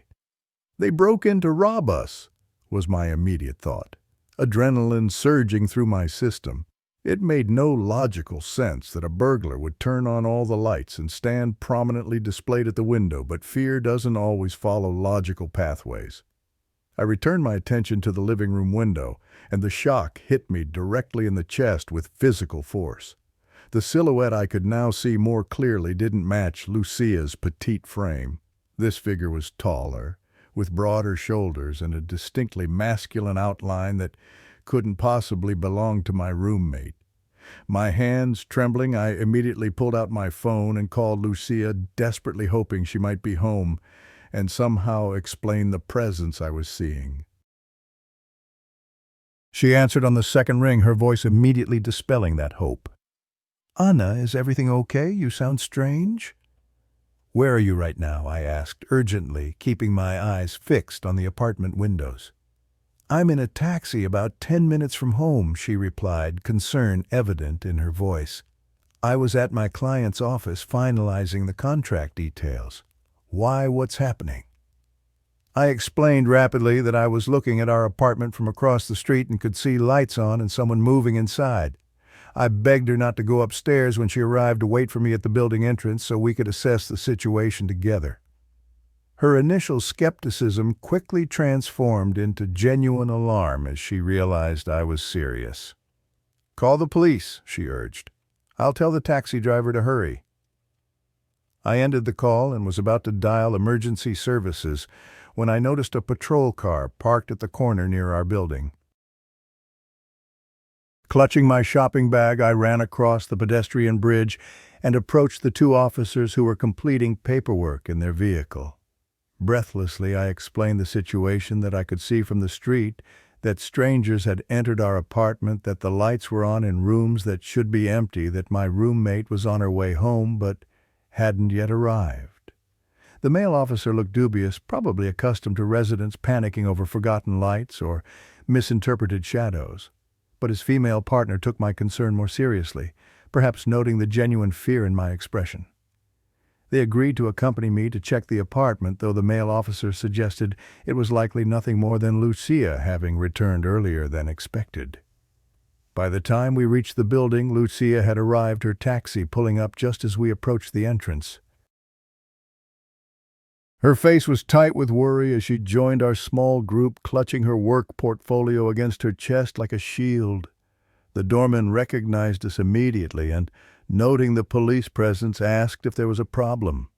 When we explained, he assured us that he hadn't seen any strangers entering the building and that the security cameras had shown no unusual activity, but he admitted he had stepped away from the desk briefly to use the restroom about an hour earlier. The four of us, Lucia, myself, and the two officers, took the elevator to the 15th floor, the echoing sound of the officers' boots in the corridor adding tension to an already fraught situation. Lucia's hands shook slightly as she produced her keys, but before she could insert them into the lock, the male officer gently moved her aside, indicating that they should enter first as a precaution. "Police," the female officer announced firmly as her partner pushed the door open, both officers assuming professional stances with hands near their holstered weapons. The moment they crossed the threshold, something extraordinary happened. All the lights in the apartment, which I had clearly seen illuminated from outside, suddenly went out, plunging the space into darkness. The officers exchanged startled glances before the male officer quickly located the light switch by the door, restoring illumination to the entryway and adjoining living room. With practiced efficiency, they moved through the apartment methodically, checking each room behind the sofa, in closets under beds, in the shower stall, anywhere a person might conceivably hide. Their thoroughness would have been reassuring if not for the mounting evidence that something inexplicable was occurring. The apartment was completely empty, just as the female officer reported after completing their search. "All clear," she announced, holstering her weapon. "No signs of forced entry, nothing disturbed or missing that you can see." Lucia and I did a quick inventory, confirming that our valuables, laptops, jewelry, cash kept for emergencies remained exactly where they should be. There was absolutely no indication that anyone had been in the apartment, much less the multiple individuals I was certain I had seen from across the street.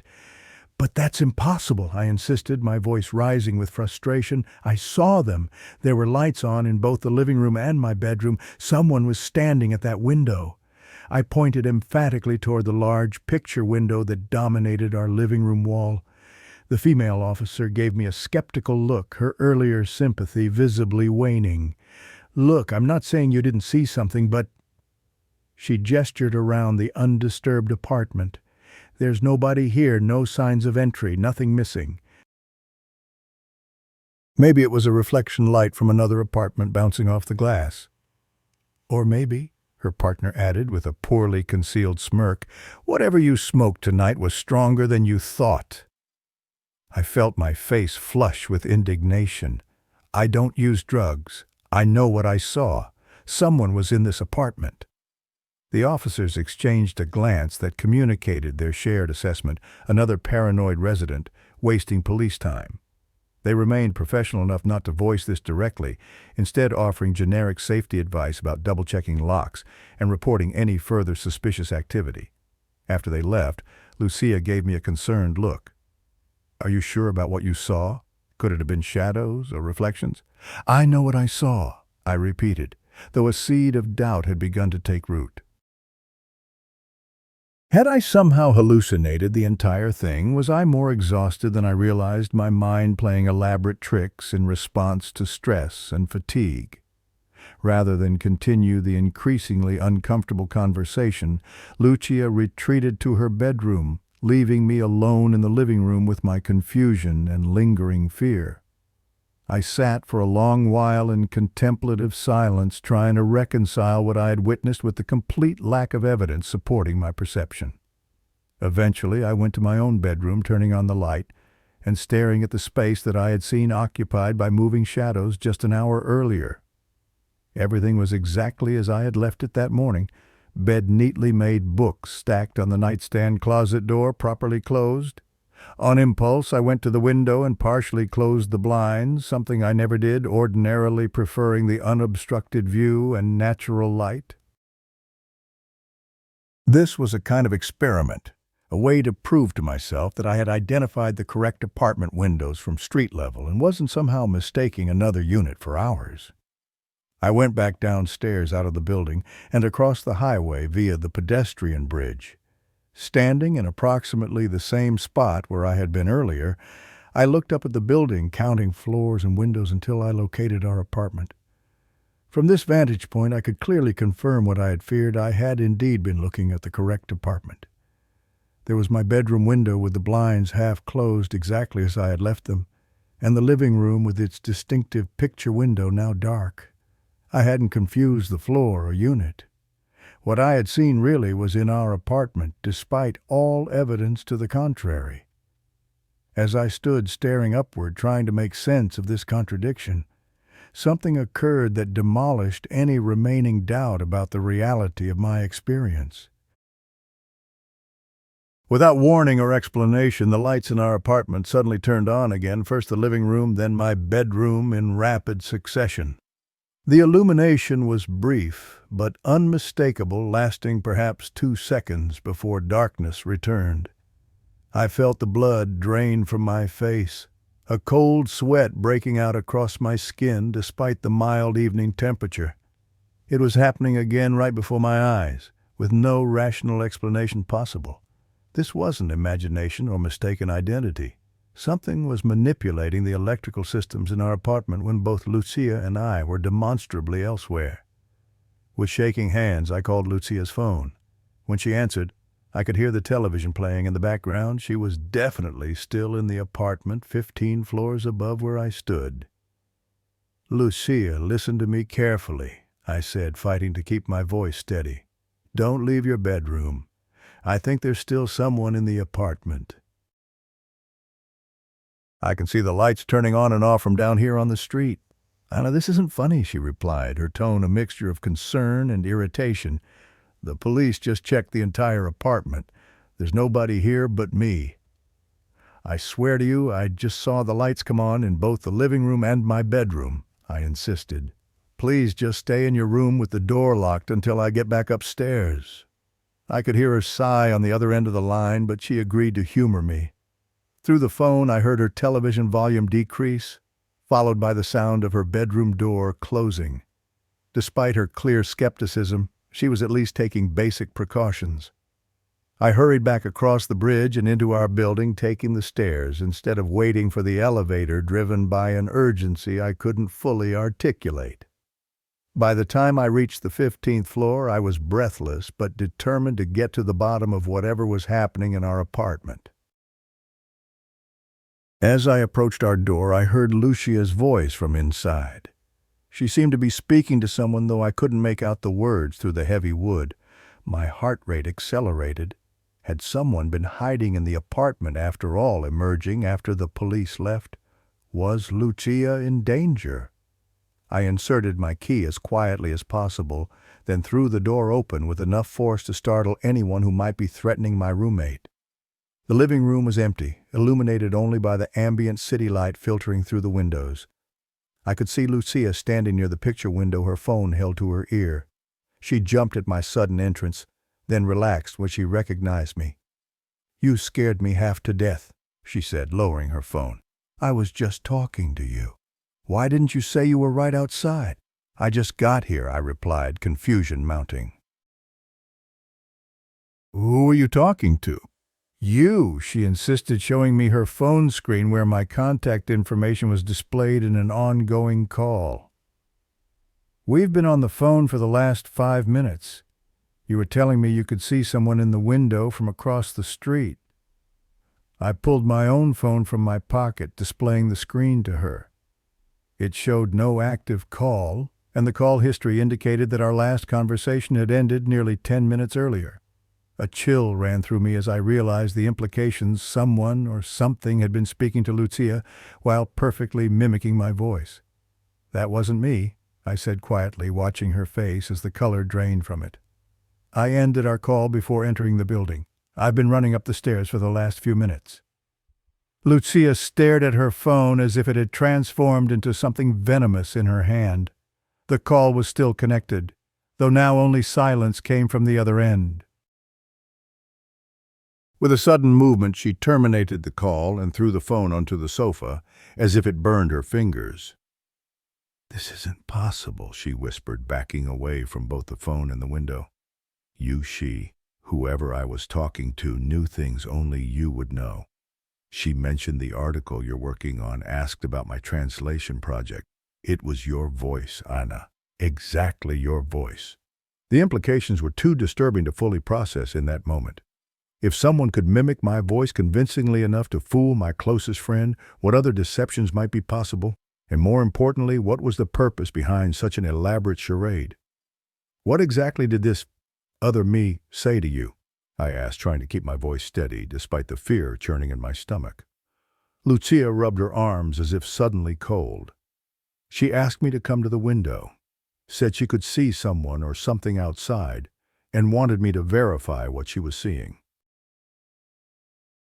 She glanced toward the picture window with new wariness. "I was just about to look when you burst in." The realization of how close Lucia had come to potential danger hit me with physical force. Whatever had been impersonating me had been trying to lure her to the window, the same window where I had seen a figure standing earlier. For what purpose I couldn't guess, but instinct told me it wasn't benevolent. "We need to leave," I said decisively. "Right now. Pack an overnight bag. We'll stay at my parents' house tonight and figure this out tomorrow." Lucia nodded, too shaken to argue. We moved quickly, grabbing essentials and stuffing them into backpacks, neither of us wanting to be alone, even for the brief time it would take to pack. As I was collecting toiletries from the bathroom, a thought struck me. "Wait," I called to Lucia. "I need to check something." I hurried back to the living room and took out my phone. Opening the camera app, I set it to record video and positioned myself near the entrance to our apartment, where I could capture a clear view of the living room and particularly the picture window where I'd seen the figure standing. "What are you doing?" Lucia asked, emerging from her bedroom with a small duffel bag. "I want to document what's happening," I explained. "If I can see these things from across the street, maybe I can capture them on video too." She looked skeptical but didn't object as I propped the phone against a book on the shelf, ensuring it had a clear view.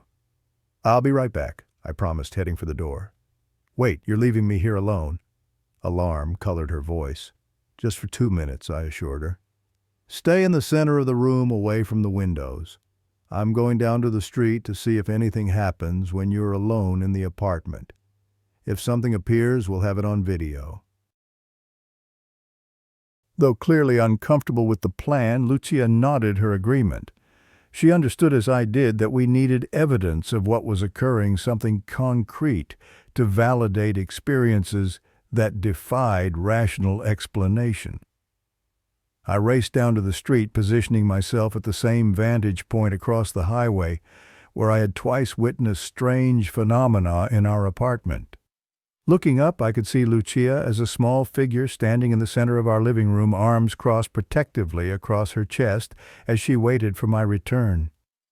For nearly a minute, nothing happened. Then, as I watched, a second figure seemed to materialize in the room, with her a darkened silhouette that appeared to step out from the shadows near the hallway. From my distance, I couldn't make out details, but the shape was approximately human, moving with fluid grace toward Lucia, who showed no reaction to its presence. She couldn't see it, though it was now less than 2 meters from where she stood. I fumbled for my phone to call her, then realized with horror that I had left it in the apartment recording. I waved my arms frantically, trying to catch her attention through the window, but she was looking toward the apartment door, expecting my return from that direction. The shadowy figure drew closer to Lucia, now standing directly beside her, so close they appeared to be touching. I screamed her name uselessly, my voice lost in the traffic noise and distance. In desperation, I began running back toward the building, praying I could reach her before whatever was happening reached its conclusion. I was halfway across the pedestrian bridge when I saw Lucia suddenly turn toward the window, as if responding to an unheard suggestion. She moved purposefully to the glass, pulled it open with a single decisive movement, and leaned outward as if searching for something in the night air. Then, with no hesitation, she stepped up onto the windowsill and launched herself into empty space. The image of her falling will stay with me forever. The strange serenity of her expression, arms slightly outstretched, as if embracing the void, her body making no attempt to resist gravity as it plummeted 15 stories to the concrete below. I heard screams, only later realizing they were my own, tearing from my throat with primal force, as I witnessed my friend's life end in an instant of impossible violence. What followed exists in my memory as disconnected fragments, shock having mercifully blurred the details. Police sirens, the crowd that gathered around the broken form on the pavement, officers restraining me when I tried to reach her. Questions asked and answered mechanically, while my mind struggled to process what my eyes had seen. The recovery of my phone from the apartment still recording when they retrieved it. The video captured everything: Lucia standing alone in the room, then suddenly walking to the window as if called by an unheard voice. It showed her opening the window, stepping onto the ledge, and disappearing from frame. What it didn't show, what no one else had seen except me, was the shadowy figure standing beside her throughout, guiding her movements with intimate proximity. In the official report, her death was ruled a suicide. The video, played endlessly by detectives seeking answers, showed no evidence of another presence in the room. No signs of struggle, no indication of coercion.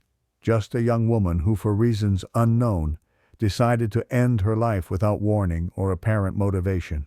They advised me to delete the video, saying it was too disturbing to keep and might leak to social media if I wasn't careful, causing additional pain to Lucia's family. I complied, but the images needed no digital storage to remain permanently accessible. They were burned into my memory with perfect, torturous clarity. The mental health professionals I was required to speak with diagnosed post-traumatic stress disorder and survivor's guilt, explaining that my brain had created the shadow figure as a way to make sense of an otherwise senseless tragedy. The mind seeks narrative, one psychiatrist explained gently. It's more comforting to believe some external force was responsible than to accept that someone we loved made such a devastating choice without warning. I nodded and took the prescribed medications, but I knew what I had seen. I knew something had been in that apartment with us, something that could manipulate electronics, mimic voices, and remain invisible to some while visible to others. Something that had wanted Lucia to go to that window.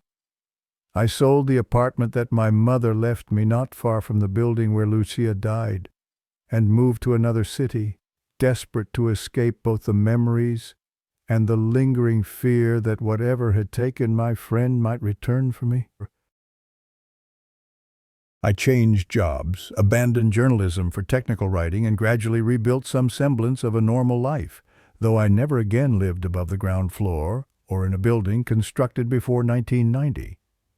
Through subsequent investigations conducted cautiously through online research and carefully worded inquiries to building staff and former residents, I learned disturbing details about the history of Lucia's apartment building. The previous owner of the apartment, the professor who had mysteriously disappeared, had died under circumstances distressingly similar to Lucia's. They hadn't found her body because it had fallen into the river that flows beneath a section of the highway, but witnesses had reported seeing her jump from her window on a rainy night several years before Lucia inherited the property. Most significantly, these witnesses also reported seeing someone standing next to her just before she jumped, a detail that had been dismissed as a stress-induced visual artifact or simple misperception during the original investigation. The similarities were too profound to be coincidental, suggesting a pattern rather than isolated incidents. My research into the building's history revealed even more disturbing connections. Before becoming a residential tower in the 1970s, the land had been occupied by an ancient Spanish colonial church, which itself had been built atop the ruins of an Aztec temple destroyed during the conquest. According to archaeological records I accessed through university contacts, the temple had been dedicated to Tezcatlipoca, the smoking mirror, one of the most powerful and feared deities in the Aztec pantheon. Tezcatlipoca was the god of darkness, sorcery, and illusions, believed capable of seeing into people's souls through his mystical obsidian mirror. Historical accounts described rituals conducted at his temples, where sacrificial victims would be forced to gaze into sacred mirrors until they reportedly saw not their own reflection, but the god himself staring back. In the ensuing psychological break, many were said to take their own lives rather than continue facing what they perceived in the reflective surface. According to preserved codices and colonial-era accounts, the specific temple that once occupied the site of Lucia's apartment building had been used for a particular variant of this ritual. Victims, typically young women selected for their beauty and intelligence, would be brought to a circular chamber lined with obsidian mirrors. There they would be left alone to contemplate their reflections until invariably they would claim to see their own image move independently or be replaced by something else entirely. The final stage of the ritual, according to these accounts, involved the victim willingly stepping into the mirror, an impossibility described metaphorically in the text, but which typically culminated in them throwing themselves from the temple's heights. The Spanish priest who documented these practices theorized that the victims were driven to suicide by hallucinogenic substances or psychological manipulation, but noted with unease that witnesses consistently reported seeing two figures at the moment of death, the victim and what appeared to be their exact double, visible only to certain observers, standing at specific vantage points relative to the temple. Among the belongings I had hastily removed from the apartment after Lucia's death was an antique mirror that she had hung in the living room, a wedding gift to her mother from a previous generation. It was a beautiful piece with an ornate frame that complemented the apartment's aesthetic, but I had always found it slightly unsettling without being able to articulate why. Upon careful examination months later, I discovered nearly invisible engravings on the back, ancient Nahuatl characters, and the unmistakable symbol of Tezcatlipoca etched into the wood. I took it to an anthropologist specializing in pre-Columbian artifacts who confirmed after careful examination that the mirror likely dated to the early colonial period and bore hallmarks of ceremonial objects used in Tezcatlipoca worship. The glass itself was unusually dark, not made of modern materials, but containing actual powdered obsidian mixed into the metallic backing, a technique that created a distinctive, slightly distorted reflection that seemed to deepen and shift, depending on the angle of observation. "Where did you get this?" the anthropologist asked, handling the object with reverent caution. "It belongs in a museum," These ceremonial mirrors were called Tezcatl in Nahuatl. Most were destroyed by Spanish authorities who considered them tools of demonic worship. To find one intact is extraordinary. I fabricated a story about purchasing it at an estate sale, unwilling to connect myself to the apartment or its tragic history. The anthropologist offered to buy it for his department's collection, but something made me refuse. Instead, I sealed the mirror in a wooden crate and buried it in an unmarked location outside the city, hoping that removing it from human contact might somehow break whatever cycle had claimed both Lucia and the professor before her. Years passed, and gradually the intensity of my fear diminished, though I never stopped being vigilant about my surroundings, particularly regarding windows and reflective surfaces. I developed habits that others found eccentric, covering mirrors at night, avoiding looking at windows after dark, refusing to live or work in buildings above the third floor. I explained these quirks as mild phobias resulting from witnessing my friend's suicide, which was true enough to satisfy casual curiosity without revealing the full disturbing truth. 5 years after Lucia's death, work took me back to Mexico City for a conference. I had been reluctant to return, but couldn't avoid the professional opportunity without raising questions I preferred not to answer. I carefully selected a hotel in a different district from our old apartment, specifically requesting a ground-floor room with minimal windows. On my second night in the city, after a day of panels and networking, I found myself walking familiar streets as if drawn by unconscious navigation. Before I fully registered where my feet were taking me, I stood at the corner near the OXXO convenience store, looking up at the building where Lucia and I had lived. It was approaching midnight, the traffic reduced to occasional passing vehicles that sent rhythmic waves of sound into the otherwise quiet street. According to neighbors I had spoken with before moving away, the apartment had remained unoccupied since Lucia's death. Her family had wanted nothing to do with the property after the tragedy, and the building management had struggled to find new tenants willing to overlook its history. Standing there, I could see that most windows in the building were illuminated, showing signs of habitation, but the 15th floor remained conspicuously dark, a gap in the otherwise lively facade. As I stood contemplating the building and the memories it contained, something extraordinary happened. The lights in what had been my bedroom suddenly switched on, illuminating the space briefly before extinguishing again like a momentary electrical surge or someone flipping a switch by mistake. I froze, my breath catching painfully in my throat. The apartment was supposed to be empty, had been empty for years according to all accounts. Yet I had just witnessed the same phenomenon that preceded Lucia's death, the inexplicable operation of lights in an unoccupied space. As my eyes adjusted to focus more intently on that particular window, I began to discern something that sent ice water coursing through my veins. There was a silhouette visible against the faint ambient light, a human figure standing completely motionless at the window looking down toward where I stood.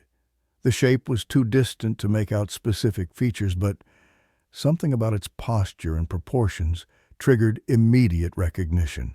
It wasn't just any figure looking down at me. It was me.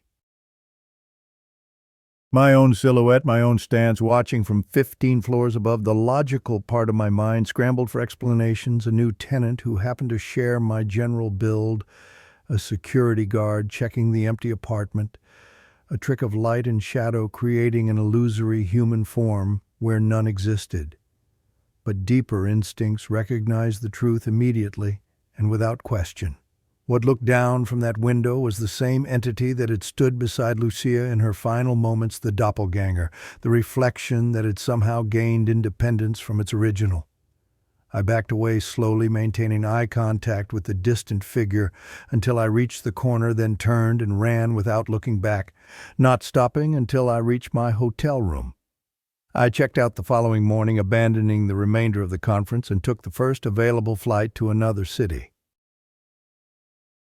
I changed my name, my appearance, my entire identity, hoping to break any connection that might allow that entity to find me again. For years afterward, I lived a nomadic existence, never staying in one location long enough to establish deep connections or attract notice. I avoided buildings with historically significant foundations, steered clear of antique mirrors or reflective surfaces with unknown provenance, and developed elaborate personal rituals designed to confuse anything that might be tracking me through metaphysical means. Many months later, a contractor hired to renovate the long, empty apartment contacted me through a forwarding address I had left with a trusted friend. He had found my contact information in an old notebook overlooked during the hasty removal of our belongings after Lucia's death. His voice on the phone conveyed genuine distress that immediately put me on alert. "I think you should know this," he said, the tremor in his words betraying profound unease. "We found something unusual behind the living room wall when we started demolition. There was a hidden space sealed up during some previous renovation containing a large mirror embedded in the structure itself. It was ornately decorated with gold inlay and strange symbols, but that's not the disturbing part." He paused as if gathering courage to continue. There were human remains in the sealed space as well.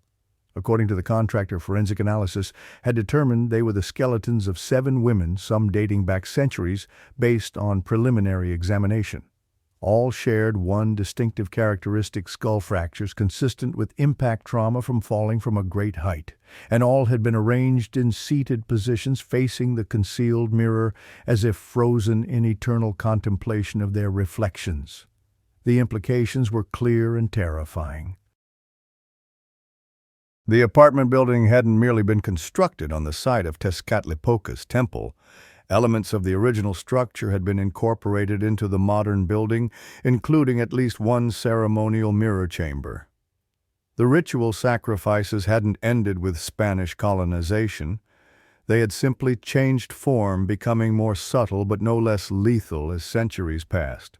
I sold the small apartment my mother had left me in another part of the city, liquidated all my Mexican assets, and emigrated to another country, hoping that geographical and cultural distance might provide some protection from whatever force had claimed Lucia and so many others before her. But despite these precautions, I remain vigilant, aware that some connections transcend physical boundaries. In dreams, I frequently find myself back in that apartment, standing beside Lucia in the living room as she moves toward the window. In these nightmares, I place a hand on her shoulder, guiding her toward the glass while whispering, "Look, that woman down on the street. She's looking up at us. Do you see her? She will never let us rest." And when I look down through the window in these dreams, I see myself standing outside the OXXO, looking up in horror at what's about to unfold. Then I awaken, drenched in sweat, with a single question haunting me. If that was truly me down on the street that night, then who or what stood beside Lucia in her final moments? What entity had borrowed my appearance, my voice, my very essence to lure my friend to her death? For anyone living in an apartment with windows facing a busy street, especially in buildings constructed on historically significant sites, I offer this warning. Sometimes what you see from the outside looking in isn't a reflection of reality. Sometimes it's a reflection of something older and hungrier than human comprehension, something that has waited centuries for the perfect vessel, the perfect moment to cross from its world into ours. And if one night you happen to catch a glimpse of yourself standing in your living room when you know with absolute certainty that you're outside, don't go in. Never return to that space, because whatever that entity is, it has decided it prefers being you to being itself. It has chosen your identity, your life, your relationships as its new dwelling place. And unlike a mere apartment, once it occupies your existence, no lease expiration or eviction notice will ever remove it. When the demolition crew finished tearing down Lucia's building last year, the structure having been finally condemned after engineers discovered critical foundation issues, they made a discovery that never reached official news channels. Beneath the foundation, directly under what had been our apartment, they uncovered a circular chamber with walls lined entirely with obsidian mirrors. In the center stood a stone pedestal carved with intricate depictions of Tezcatlipoca, consuming human hearts, the images still vivid despite centuries underground. According to the archaeologist who examined the site before it was quietly reburied under the foundation of a new commercial complex, the chamber had likely served as the innermost sanctum of the original temple, a place where the boundary between the human world and the divine was believed to be thinnest, allowing entities from Tezcatlipoca's realm to cross over when properly invoked through ritual. The most disturbing aspect of this discovery wasn't the ancient architecture or religious significance, but what modern carbon dating revealed about the newest remains found scattered throughout the chamber. The most recent sacrificial evidence dated to exactly 12 years ago, the day before I moved into the apartment with Lucia. Yesterday I received a package at my current address, a location known to no one from my previous life. Inside was a small hand mirror with a surface of polished obsidian, its back engraved with ancient symbols I recognized immediately from my research. Accompanying it was a note written in what appeared to be my own handwriting, though I have no memory of writing it. "Look at yourself. I need to come home. I've covered every reflective surface in my apartment and sleep with lights burning constantly. I understand now what happened to the previous tenant, to Lucia, and what nearly happened to me. The entity that dwelled in that building doesn't merely want to possess its victims. It wants to become them, to replace them so completely that even they believe the reflection is the original. If you ever see yourself in a place where you physically cannot be run, and never under any circumstances look into your own eyes in a mirror after dark, you might discover that what looks back is no longer you, that you've already been replaced without realizing it, your essence relegated to the other side of the glass, while something else wears your face, speaks with your voice, and lives your life. The mirror from the package sits now in a sealed metal box buried in concrete beneath my garden. But sometimes at night I wake to find my fingers scratching at the floor as if some part of me is trying to dig it up while I sleep. And occasionally, when passing windows of shops or cars, I catch a glimpse of my reflection moving independently, its lips forming words I cannot hear, but somehow understand. "Let me in, I've been waiting so long to be you."